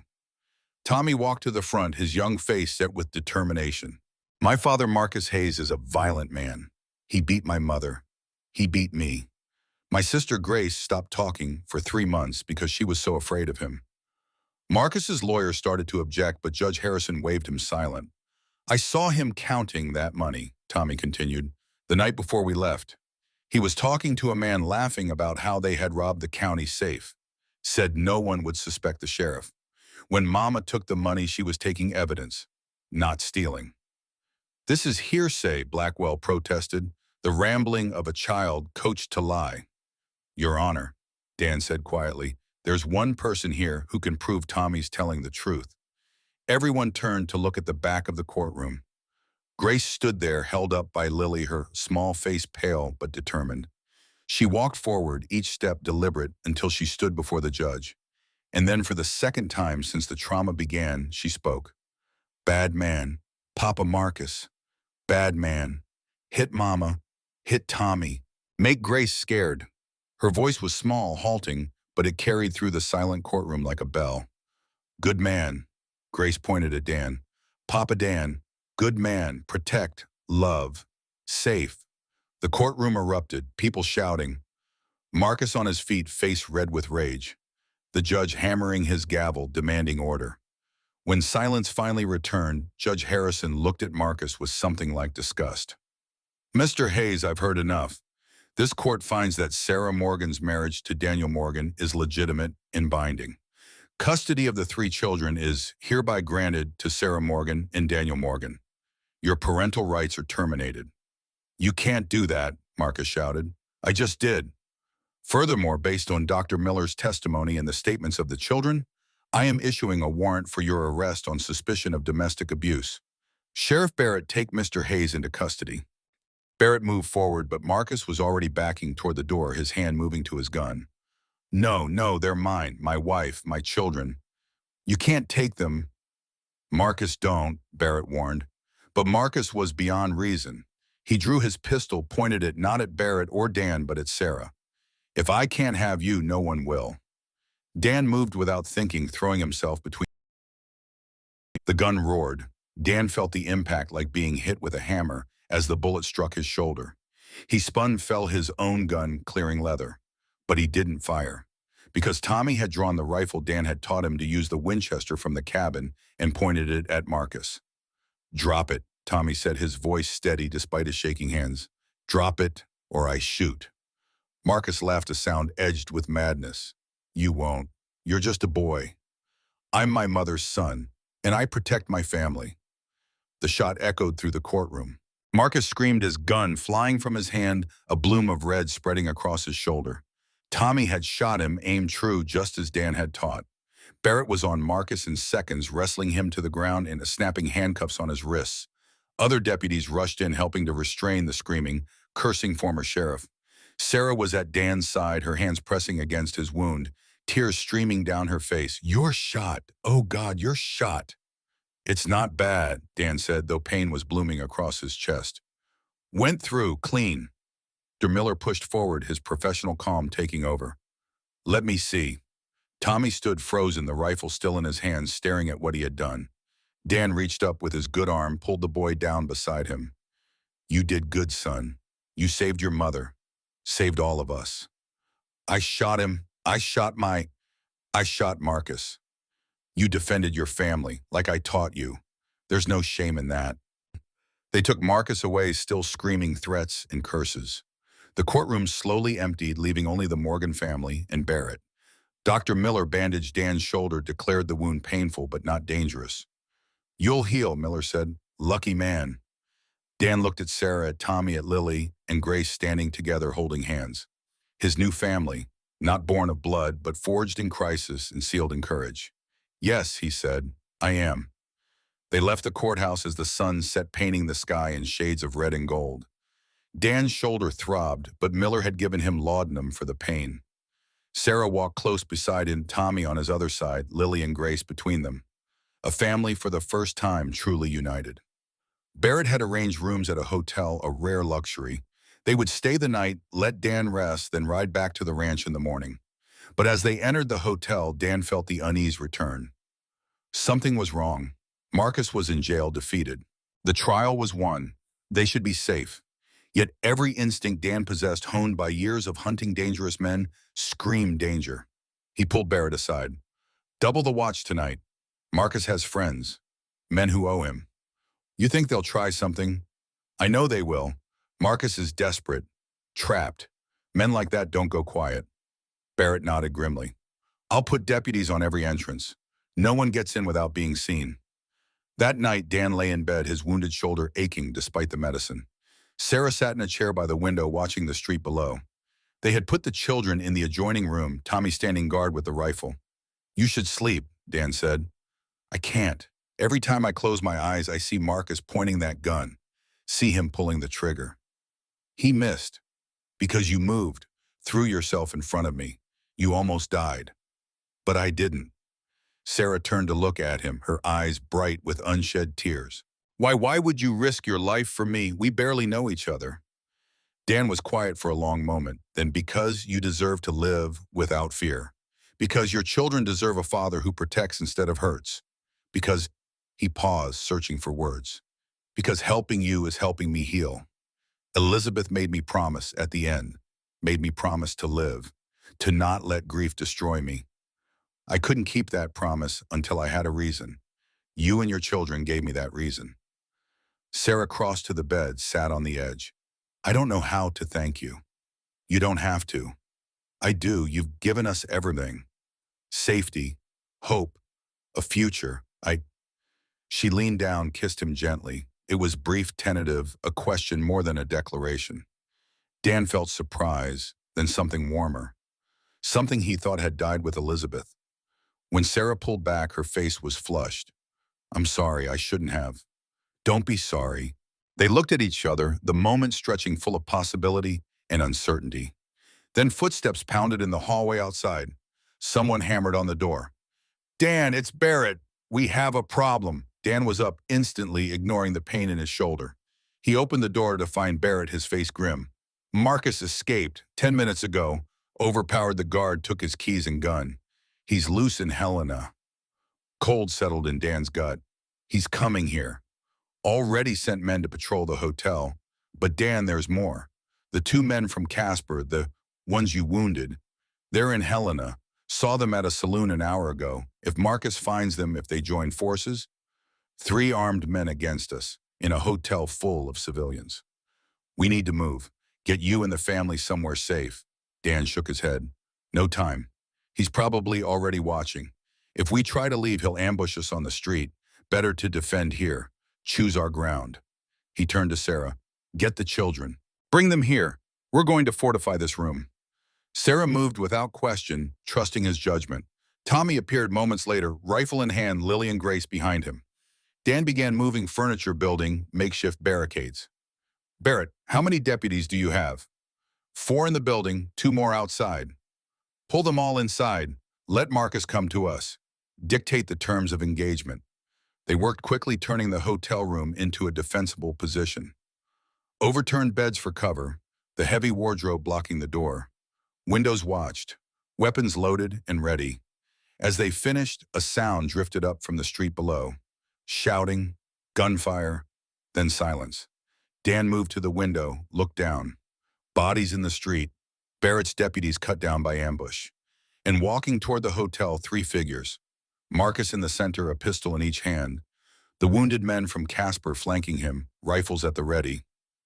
They're here, Dan said quietly. The next minutes unfolded with terrible inevitability. Marcus and his men entered the hotel.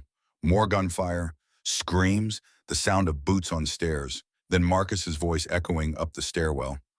Morgan, I know you're up there. Send down my wife and children, and I'll let you live.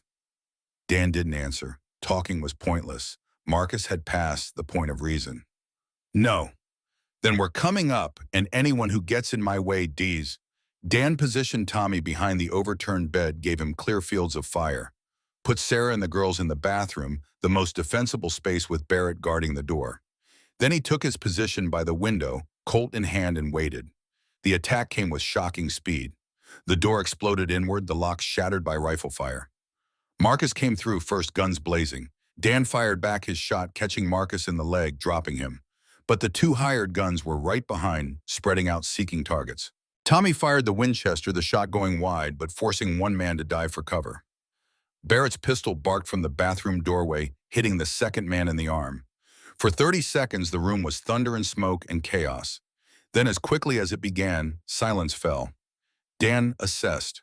One hired gun dead shot through the chest by Barrett. The second wounded but still dangerous pinned behind the wardrobe. And Marcus bleeding from his leg, dragging himself toward the bathroom where Sarah and the children hid. "No, you don't," Dan said, stepping over, pressing a boot onto Marcus's wounded leg. Marcus screamed, but the sound was rage as much as pain. "She's mine. They're all mine." "Not anymore." The wounded gunman chose that moment to make his move, lunging from behind the wardrobe, knife in hand. Dan turned too slow, the knife arcing toward his chest. Then a shot. Not from Dan's gun, not from Barrett's, from the bathroom doorway. Sarah stood there, a pistol in her trembling hands, smoke curling from the barrel. The gunman collapsed, the knife clattering from his dead fingers. Dan stared at her. Sarah stared back, shock and determination warring on her face. "No one threatens my family," she said, her voice shaking but firm. "No one." Marcus laughed, a sound tinged with madness. "You shot him. My good wife, the school teacher, is a killer now. How does it feel, Sarah, to have blood on your hands?" "Better than having your hate in my heart." More deputies arrived, drawn by the gunfire. They took Marcus into custody, this time with chains and an armed escort. The surviving gunman would recover, then face trial. It was over. Truly, finally over. As the chaos settled, as medical attention was given and statements taken, Dan found himself sitting on the floor, his back against the wall, exhaustion crashing over him. Sarah sat beside him, the pistol still in her lap. Her hands had stopped shaking, but she couldn't seem to let go of the weapon. "I killed a man," she said softly. "You protected your family. Is that what you tell yourself? When you remember the 12, every day, and every day I know it was necessary, just like this was necessary. Will it get easier?" Dan thought about the weight he carried, the faces he saw in dreams. "No, but you'll get stronger at carrying it." Tommy approached Lily and Grace behind him. All three children looked older, somehow aged by what they had witnessed, by what they had done and survived. "Is it over?" Tommy asked. "Yes," Dan said. "It's over." "What happens now?" Dan looked at Sarah, saw the question in her eyes. What happened now? They had married for legal protection, had fought for survival. But in the process, something had changed, something neither of them had expected. "Now we go home," Dan said, "to Morgan Ranch, all of us, and we build something that lasts." Sarah's hand found his, squeezed gently. "A family." "Yes, a family." Tommy smiled, the first real smile Dan had seen from the boy. Lily hugged Grace, who was crying, but not from fear, from relief, from release. They had won, against Marcus, against the law, against their own fears and doubts. And in winning, they had become something more than strangers thrown together by circumstance. They had become what they pretended to be, a family. The sun rose the next morning on a world changed. Marcus Hayes would spend the next 20 years in territorial prison. The charges were extensive: attempted murder, domestic abuse, theft, escape, assault on peace officers. He would die there unmourned and unremembered, except as a cautionary tale. But for the Morgan family riding north toward Montana, toward home, the future spread out bright and full of promise. Dan's shoulder would heal. Tommy's trauma would fade, replaced by strength and confidence. Lily and Grace would grow up safe, learn to laugh without fear. And Sarah would find peace, would remember what it meant to be happy. The journey back took 3 days. When they finally crested the ridge and saw Morgan Ranch below, smoke rising from the chimney, snow glittering in the sun, Sarah, "Home," Dan said softly. And it was. The ride home from Helena took 4 days instead of 3.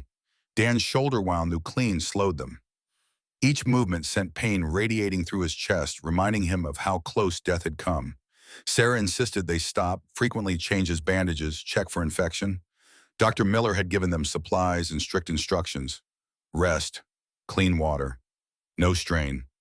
Tommy rode point, his eyes scanning the horizon with new wariness. The boy had crossed the threshold in Helena, had fired a weapon in anger and hit his target. The weight of it showed in his face, in the way he held himself. He was not a child anymore, if he ever truly had been. Lily and Grace rode double on smoke, chattering to each other in the way children do, already processing trauma through play and imagination. Their resilience amazed Dan. They had witnessed violence, had heard their mother declare she would kill to protect them, had seen Marcus dragged away in chains. Yet here they were pointing at birds, making up stories about the clouds. Sarah rode beside Dan, her silence different from before. Not fearful now, but contemplative. She had killed a man. The knowledge sat heavy on her, visible in the set of her shoulders, the tightness around her eyes. Dan understood. The first death was always the hardest to carry. On the third night, camped beneath stars so bright they seemed close enough for a touch, Sarah finally spoke of it. Does it ever stop, the replay in your mind? Dan was tending the fire, feeding it carefully to last through the cold night. No, but it changes, becomes less sharp, less immediate. How long? For me, years. But I killed 19 men, Sarah. You killed one. In defense of your family. That makes a difference.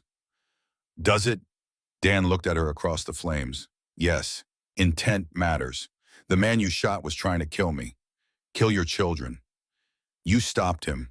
That's not murder. That's protection. Marcus said I was a killer now, said I had blood on my hands. Marcus was a monster who beat his wife and terrified his children. His opinion means nothing. Sarah smiled, small and sad. Strange, I spent 10 years believing his opinion was all that mattered. Now I'm free of him, and I don't know who I am. You're a mother, a survivor, a woman strong enough to do what needed doing, Dan paused. And you're my wife, for whatever that's worth. Sarah met his eyes across the fire. It's worth a great deal. The moment stretched, full of unspoken things. Then Tommy returned from checking the horses, breaking the spell, and they prepared for sleep. Morgan Ranch came into view on the afternoon of the fourth day. The cabin stood solid against the winter sky, smoke rising from the chimney where Barrett had kept the fires burning. The barn was intact, the fences mended, everything as they had left it. But it felt different now. Not just a house, but a home. Not just land, but legacy. Barrett emerged from the cabin as they rode up, relief plain on his weathered face. Thank God. Got your telegram from Helena. Wasn't sure you'd make it back. Almost didn't, Dan said, dismounting carefully, favoring his injured shoulder. They gathered in the main room, the fire warm and welcoming. Barrett had kept everything clean, had even cooked a stew that simmered on the stove, filling the cabin with rich smells. Over dinner, they told him everything. The trial, Marcus's escape, the fight in the hotel, Sarah shooting the hired gun, Marcus's final capture. Barrett listened, his expression darkening. 20 years. That's what the judge gave him. Plus charges pending for the deputies he killed. He'll die in prison. Good. Barrett looked at Sarah. You're free of him. Truly. Sarah nodded, but Dan saw the doubt in her eyes. Freedom was harder to believe than captivity, when captivity was all you had known. After Barrett left, promising to check in weekly, the family settled into their first night of peace. Real peace, not the fragile, temporary kind they had known before, but the solid certainty that comes from battles fought and won. Tommy helped Dan bank the fire for the night, learning the careful balance of heat and fuel that would keep them warm until morning.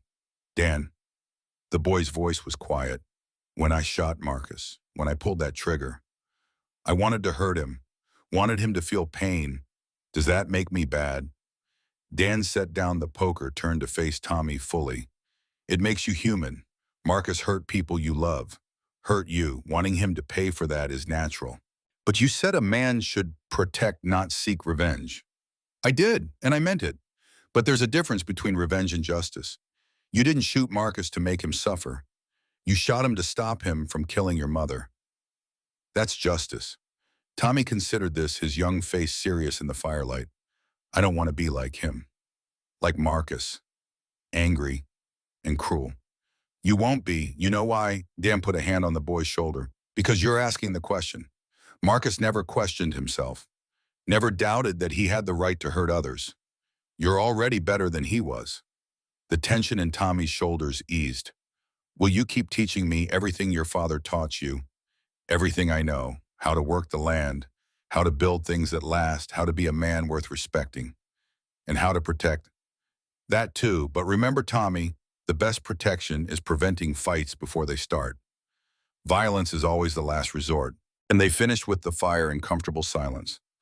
As they prepared for bed, Dan noticed Sarah standing by the window of the bedroom, staring out at the moonlit snow. He joined her, his shoulder aching, but manageable. Can't sleep. I keep expecting him to appear, to come through that door with a gun shouting that we're his property. Sarah's voice was barely a whisper. I know he's locked away. I know he can't, but the fear is still here. Fear takes time to fade, longer than wounds heal. How do you do it?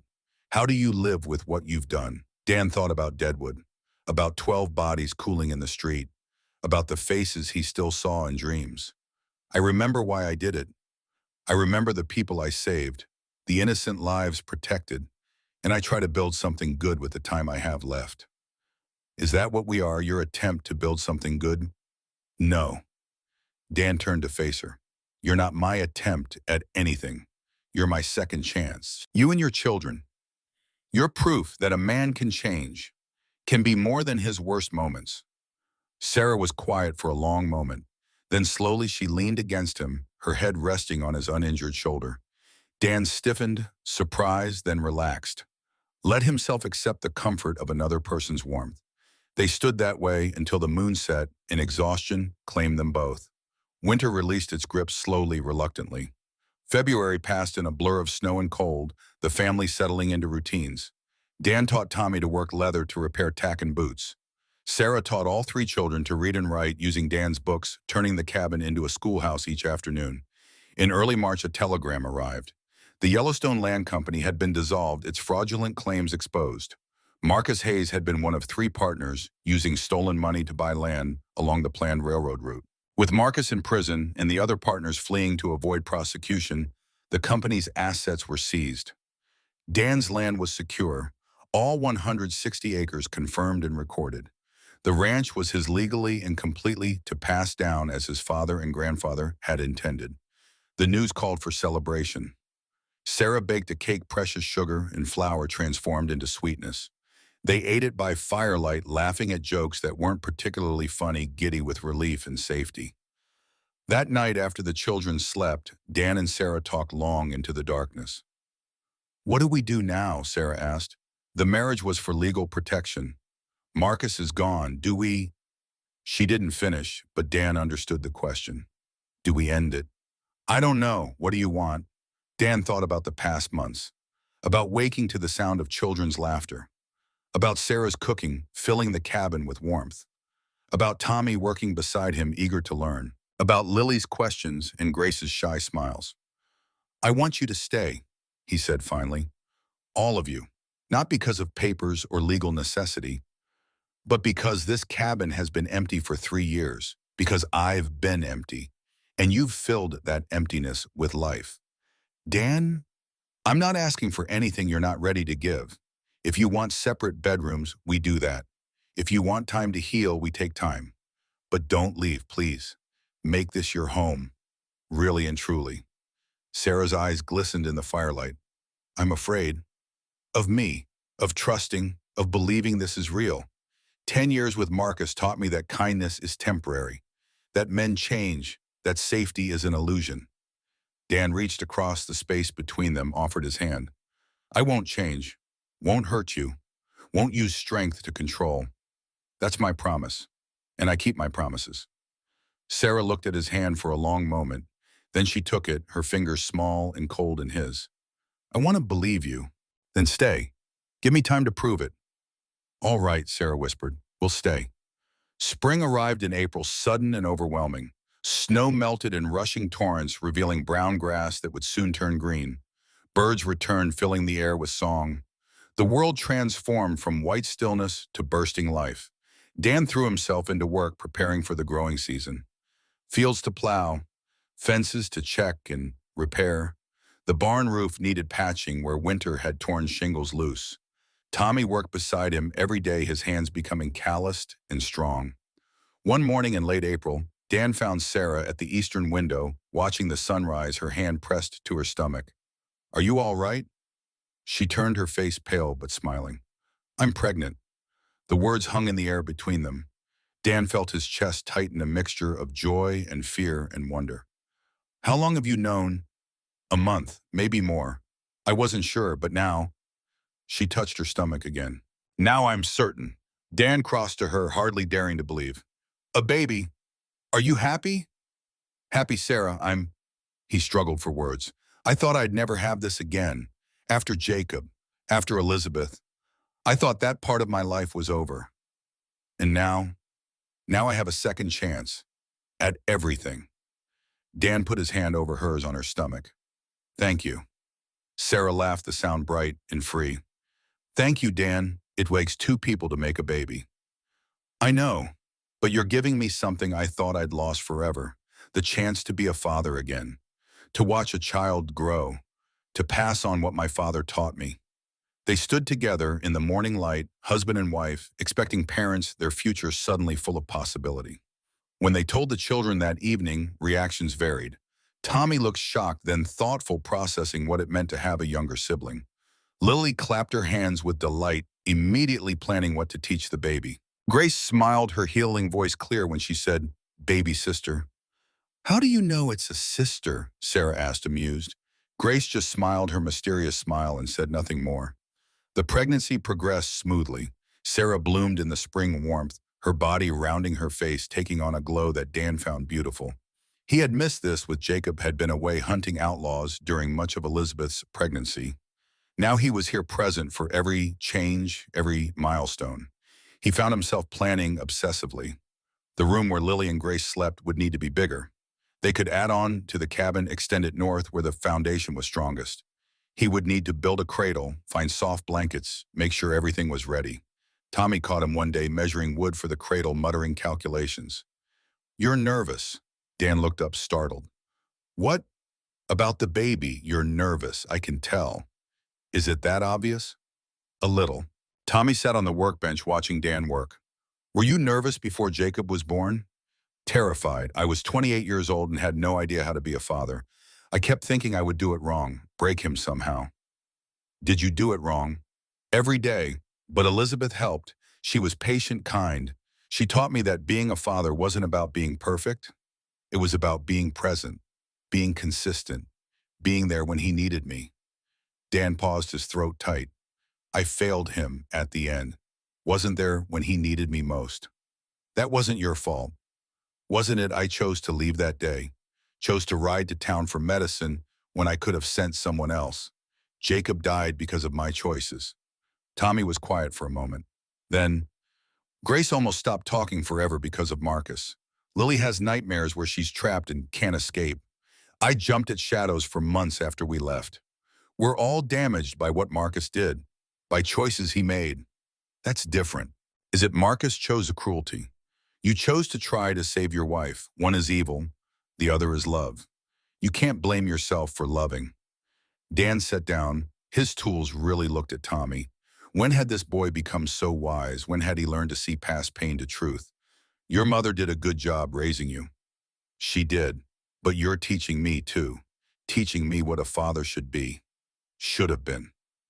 Tommy slid off the workbench. When this baby comes, you'll be a good father. I know it. Because you already are. He left Dan alone in the barn, surrounded by wood shavings and half-built dreams, his eyes burning with tears he didn't try to hide. Sarah's labor began on a cool evening in November, exactly 9 months after Helena.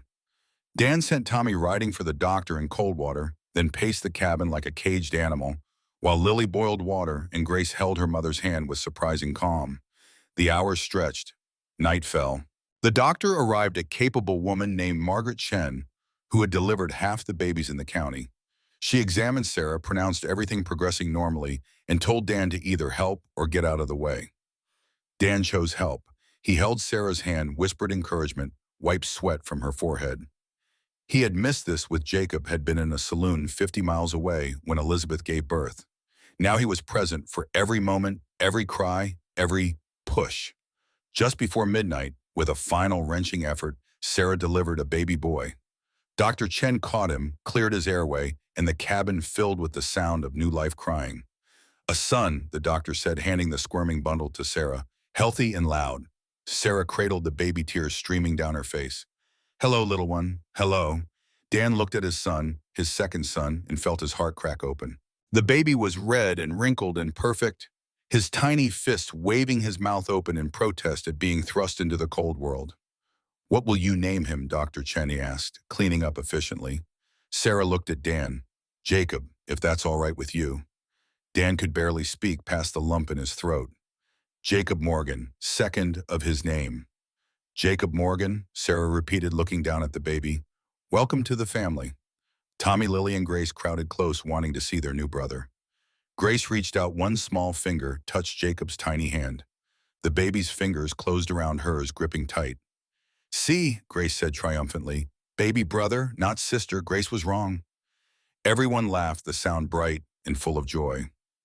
The next months passed in a haze of sleepless nights and overwhelming love. Jacob was a demanding baby, crying at odd hours, needing constant care. But Dan didn't mind. Every midnight feeding, every diaper change, every moment spent rocking his son to sleep was a gift he had thought lost forever. He watched Sarah with the baby, saw her natural grace, her infinite patience. She sang lullabies in a voice soft and sweet, taught Lily and Grace how to hold their brother safely, showed Tommy how to test bottles for temperature. They were a family, not bound by blood in every case, but by choice and love and shared survival, stronger for what they had endured, richer for what they had built together. One morning in December, exactly 1 year after he had found Sarah and her children freezing in the snow, Dan woke to find the cabin transformed. Sarah and the children had decorated while he slept, hanging pine boughs and red berries filling the space with the scent of winter and celebration. "What's all this?" "It's our anniversary," Sarah said, nursing Jacob by the fire. "1 year since you saved us. 1 year since we came home." Dan felt warmth spread through his chest. Home. Yes, that's what this is. That afternoon, they held a small ceremony, just the family with Barrett as witness. Dan and Sarah renewed their vows this time, meaning every word not as legal protection, but as genuine commitment. "I, Daniel Morgan, take you, Sarah Morgan, to be my wife, in sickness and health, for richer or poorer, to love and cherish until death parts us. I, Sarah Morgan, take you, Daniel Morgan, to be my husband, to trust and honor, to build a life alongside, to love without fear or reservation." Pastor Miller, who had made the journey from Coldwater, pronounced them married. Again. But different this time. Real. They exchanged rings, the gold band that had been Elizabeth's, now sitting comfortably on Sarah's finger, as if it had always belonged there. Dan wore a new ring, simple silver, forged by the blacksmith in town, inscribed inside with words Sarah had chosen: strength, honor, love. After Miller left, they gathered around the table for a feast Sarah had spent days preparing. Roasted chicken potatoes, fresh bread, apple pie made from the fruit Dan had dried last fall. Tommy stood raising his glass of cider. A toast to family, to second chance, to the man who saved us and became our father. "To Papa, Dan," Lily echoed. "To Papa." Grace added, her voice clear and strong. Dan looked around the table at the faces turned toward him with love and trust. His family, his legacy, his second chance at everything that mattered. "To family," he said, his voice rough with emotion. "To all of you, thank you for giving me a reason to live again." They drank the sweetness of cider, mixing with the salt of happy tears. The years passed like water, each one bringing changes. Growth, new challenges, met and overcome. In the spring of Dan's 43rd year, they expanded the cabin, adding 3 new rooms. Tommy, now 13 and tall as a man, helped with every nail and board, learning construction the way he had learned everything else from Dan, with careful attention and growing skill. Lily was 10, bright and curious, reading every book in Dan's small library twice over and begging for more. Dan rode to Helena once a month, returning with new volumes on history, science, poetry. Lily devoured them all. Grace was 8, still quiet but no longer silent. She spoke when she had something to say, her words chosen carefully, carrying weight. She had a gift for animals, could calm a spooked horse with a touch, knew when the cows were sick before anyone else noticed. And Jacob, now 4 years old, was a whirlwind of energy and questions. He followed Tommy everywhere, mimicking his older brother's every move. When Tommy chopped wood, Jacob picked up a stick and pretended to chop. When Tommy checked fences, Jacob toddled behind, examining every post with serious concentration. Dan watched his children grow with a mixture of pride and poignant awareness of time's passage. Jacob looked nothing like his namesake, was dark where the first Jacob had been, fair, loud, where the first had been gentle. But Dan loved him completely, this boy who carried a dead child's name forward into the future. Sarah bloomed in the mountain air and freedom. She had put on healthy weight, her face no longer gaunt with fear and hunger. She laughed often, saying while she worked touched Dan with casual affection that still surprised and pleased him. In the evenings, they sat together on the porch Dan had built, watching the sun set behind the western peaks. "Do you ever miss teaching?" Dan asked one night. "Sometimes. I loved it helping children learn." Sarah leaned against him, comfortable and easy. "But I'm teaching now. Our children. It's enough. What if you wanted to teach more? We could build a schoolhouse, offer classes to the other ranch families. Their children need education too." Sarah turned to look at him, surprise and hope warring on her face. "You would do that, build a school. For you, anything." The schoolhouse went up the next summer, a simple building at the edge of Morgan property, big enough for 20 students. Sarah taught reading, writing, mathematics, history. Children came from ranches 10 miles around, eager to learn. Tommy helped teach the older boys practical skills, woodworking and animal husbandry, passing on what Dan had taught him. At 15, he was a capable young man, strong and confident, no trace left of the frightened boy who had faced down his mother's abuser. One evening as they worked together repairing fence line, Tommy broached a subject Dan had been expecting. "I want to go to school, real school, in Denver or Helena, learn engineering." Dan continued stretching wire, his face carefully neutral. "Why engineering?" "Because I want to build things, big things, bridges, buildings, things that help people." Tommy paused. "Things that last. Like your grandfather, my father. Like both of them. Like you." Tommy secured the wire, tested its tension. "Will you be angry if I leave?" "Angry, numb, proud. Terrified you'll get hurt or lost or forget your way home. But not angry." "I won't forget. This is home, always will be." "I know, but still, you're my son. Letting you go will be one of the hardest things I've ever done." Tommy was quiet for a moment, then, "I'm not your real son, not by blood." Dan set down his tools, turned to face the boy fully. "You are my son in every way that matters. I taught you, raised you, watched you grow from a frightened child into a good man. Blood doesn't make a father. Love does. Commitment does. Being there does. Then I'm lucky, because I have two fathers, one who gave me life, one who taught me how to live it." They embraced the fence, forgotten, two men acknowledging the bond that connected them. That fall, Tommy left for the technical college in Denver. The family rode with him to Coldwater, where he would catch the stage south. Sarah cried, clutching her firstborn, unwilling to let go. Lily and Grace hugged him fiercely. Jacob, not understanding, asked when Tommy would be home for dinner. "Next summer," Tommy promised. "I'll come home every summer, and I'll write every week." Dan shook his son's hand, then pulled him into an embrace. "Make us proud, but more importantly, make yourself proud. Be the man you were meant to be." "I will, Papa." The words, simple and profound, nearly broke Dan. Tommy had never called him Papa before, had always used his name, maintaining a careful distance. But now, at the moment of leaving, he claimed the relationship fully. "Go on then," Dan said, his voice rough. "Miss that stage, and you'll have to walk." They watched the stage pull away, Tommy's face visible in the window until distance swallowed him. Then they rode home, the family smaller but no less bound together. Winter came again, the cabin quieter without Tommy's presence. But his letters arrived faithfully every week, full of descriptions of Denver and his studies and his plans for the future. In the spring, Sarah announced she was pregnant again. Dan had thought they were done, that Jacob would be their last. But life, it seemed, had other plans. This time the pregnancy was harder. Sarah was 38 now, no longer young. She tired easily, needed more rest. Dan hovered protective and worried until Sarah finally snapped at him to stop treating her like glass. The baby arrived in October, another boy smaller and frailer than Jacob had been. They named him Samuel after Sarah's father and watched him carefully through his first difficult months. But Samuel was a fighter. He grew stronger, filled out, became a happy, gurgling baby who smiled at everyone. By his first birthday, he was robust and healthy, crawling everywhere, getting into everything. Dan was 45 now, his hair graying at the temples, his face lined by sun and wind and time. but he felt younger than he had at 30, filled with purpose and joy. He had his family, his land, his legacy, everything he needed. The years flowed like water down the mountains, each one adding to the depth and richness of the Morgan family story. Tommy returned each summer bringing tales of Denver and his progress.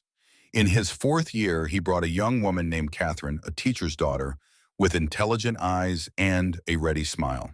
They married the following spring in a ceremony on Morgan Ranch, the whole county in attendance.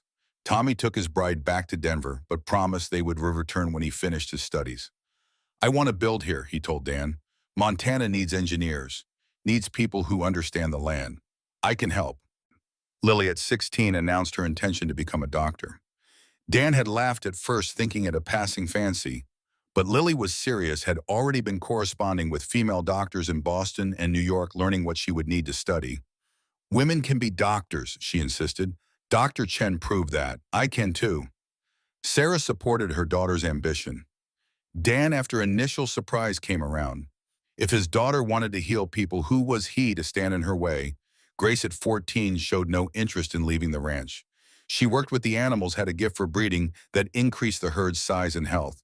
She could look at a horse and know if it was sound, could treat illnesses Dan couldn't even diagnose. "I'll stay here," she told Dan one evening. "Someone needs to keep the ranch going when you're old." "When I'm old, I'm not old now." Grace smiled, her rare smile that lit her whole face. "You're middle old, getting older. Someday you'll need help. I'll be here." Jacob, now 8, was pure Morgan. He loved the land, loved working with his hands, loved listening to Dan's stories about his grandfather and great-grandfather. He soaked up knowledge like a sponge, remembered everything, asked endless questions. "Tell me about when great-grandpa first came here," he would demand. "Tell me about building the cabin. Tell me about the first winter." Dan told him, passing down the stories, ensuring the legacy continued. Samuel, at 4, was the baby spoiled by everyone, bright and cheerful and fearless. He climbed everything, explored everywhere, gave Sarah daily heart attacks with his adventures. On a warm evening in June, Dan's 48th year, they held a celebration. Tommy had returned from Denver, his studies complete, his wife Catherine pregnant with their first child. The whole family gathered, 3 generations now filling the expanded cabin with noise and laughter. They sat around the large table Dan's father had built, eating Sarah's cooking, telling stories, planning the future. Tommy announced he was opening an engineering firm in Helena, would be designing bridges and buildings across Montana. Lily had been accepted to medical school in Boston, would leave in the fall. Grace had bred a new line of horses, sturdy and strong, perfectly suited to Montana winters. Jacob had built a birdhouse, precise and beautiful proof of his growing skill. Samuel had learned to write. His name was enormously proud of this accomplishment. After dinner, as the children played outside, Dan and Sarah walked to the family cemetery, a small plot on a hill overlooking the ranch. 2 graves rested there side by side: Elizabeth Morgan, Jacob Morgan. Dan had maintained them, carefully kept the grass trimmed, the headstones clean. They stood in silence for a long moment. Then Dan spoke. "Elizabeth, Jacob, I want you to meet someone, several someones." Sarah took his hand, lending her support. "This is Sarah, my wife. She's strong and kind and everything you would have wanted from me. She saved me the way you did, gave me reason to keep living." His voice caught, but he continued. "And these are our children. Tommy, who I taught to be a man. Lily, who wants to heal the world. Grace, who understands the land.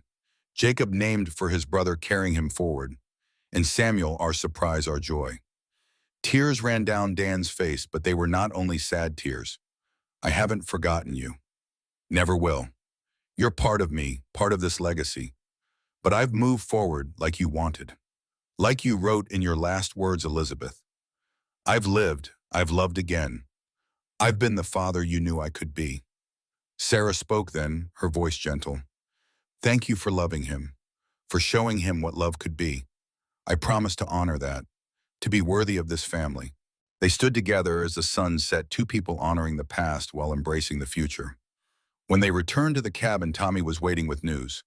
Catherine had felt the baby move strong and healthy. They were having a son, planned to name him Daniel. Dan felt his chest swell with emotion. His grandson would carry his name. The legacy would continue. That night, unable to sleep, Dan went to his father's journal, opened to a blank page at the back, and began to write. June 18th, 1898. To my children and grandchildren and all who come after. I am Daniel Morgan, son of William Morgan, grandson of Samuel Morgan, who founded this ranch in 1855. I write this so you will know where you come from. Know what this land cut, know what it means to be a Morgan. A man builds his legacy not with what he takes, but with what he gives. Land, knowledge, honor. These are the things that last. I have made mistakes, killed men, failed people I loved, carried guilt that weighed heavier than mountains. But I have also protected, built, loved, raised children who will make the world better.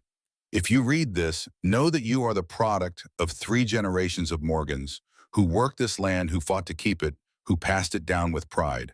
Care for it as we did. Honor it. And when your time comes, pass it to the next generation with the same love and commitment we gave to you. The ranch is more than property. It is proof that we mattered, that we built something lasting, that we chose honor over ease, family over selfishness, love over fear. Be worthy of it. Be worthy of the name Morgan. And know that I loved you all, even those I never met. You are my legacy, my immortality, my answer to death's certainty. Live well, love deeply, leave the world better than you found it. That is the Morgan way. He signed it, dated it, closed the journal. Someday Tommy would read it, would pass it to his son Daniel. Who would pass it to his children? The words connecting past and future, binding generations in shared purpose and pride. Dan returned to bed, found Sarah waiting. Jacob and Samuel curled between them, seeking comfort in sleep. He lay down carefully, not wanting to wake them, and Sarah's hand found his in the darkness. What were you doing? Writing for the future. What did you write? That we matter, that love survives death, that family is everything.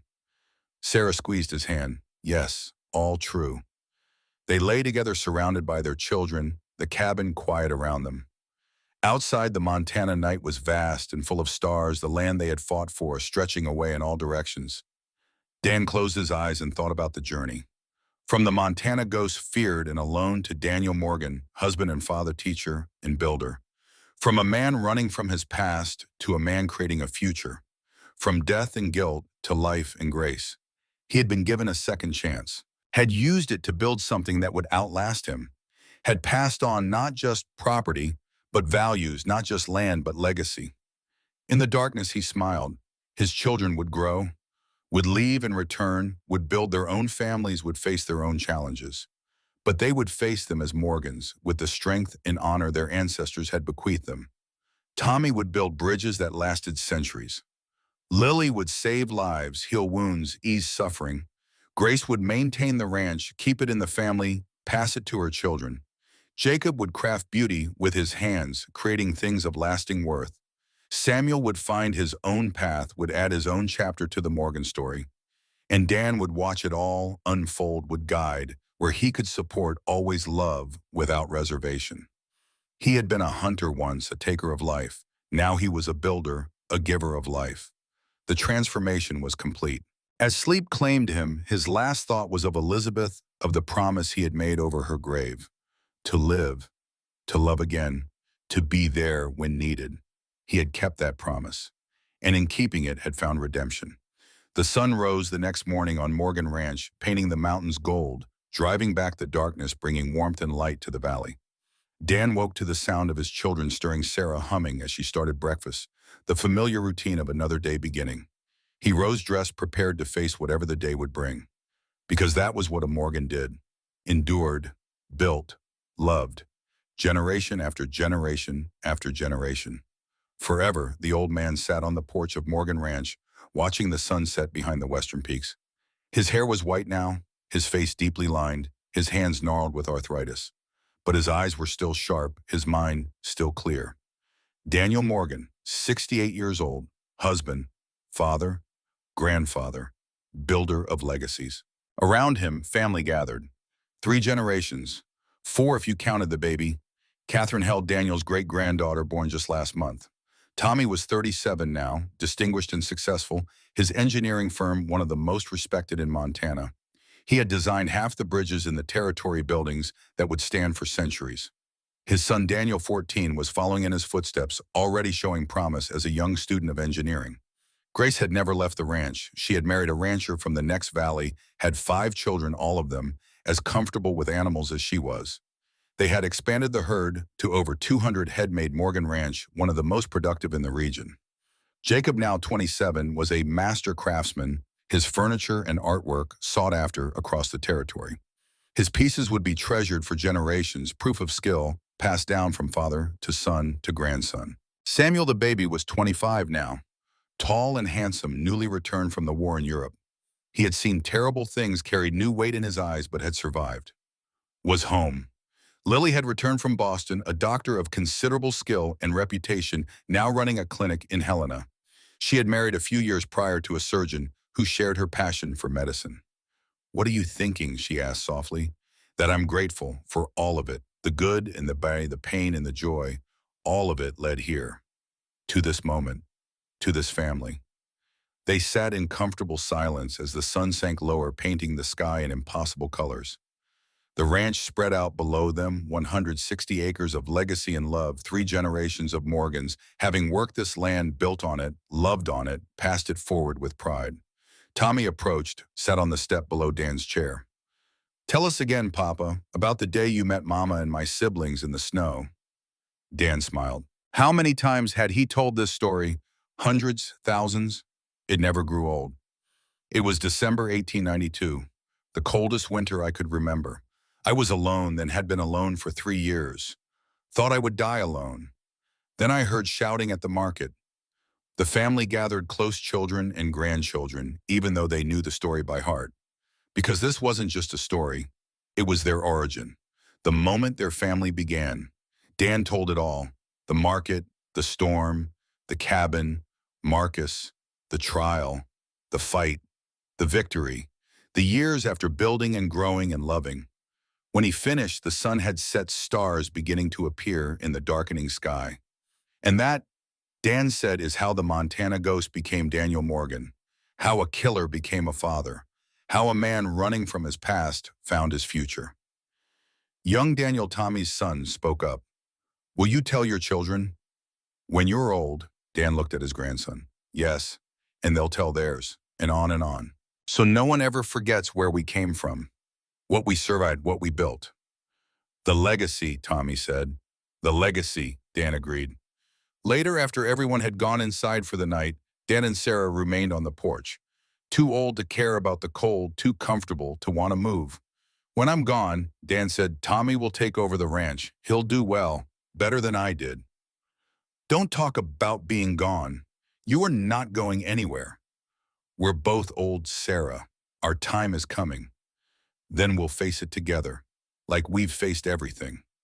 Dan took her hand, thin and fragile now, but still strong in the ways that mattered. "I love you. Should have said it more often. You showed it every day. That's better than words." They sat together as the stars multiplied overhead, as the night deepened, as the world turned, and time flowed ever forward. Inside the cabin, their family slept 3 generations under one roof, bound by love and shared history. Tomorrow they would scatter again and return to their own lives and homes. But tonight they were all here, all together, proof of what one man's choice could create. One decision to help a stranger, to open his home, to offer protection.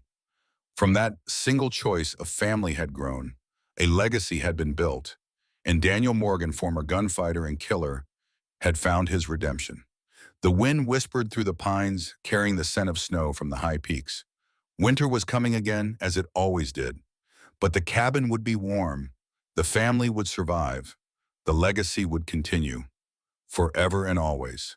Morgan Ranch, established 1855, built on honor, passed with pride, grown with love.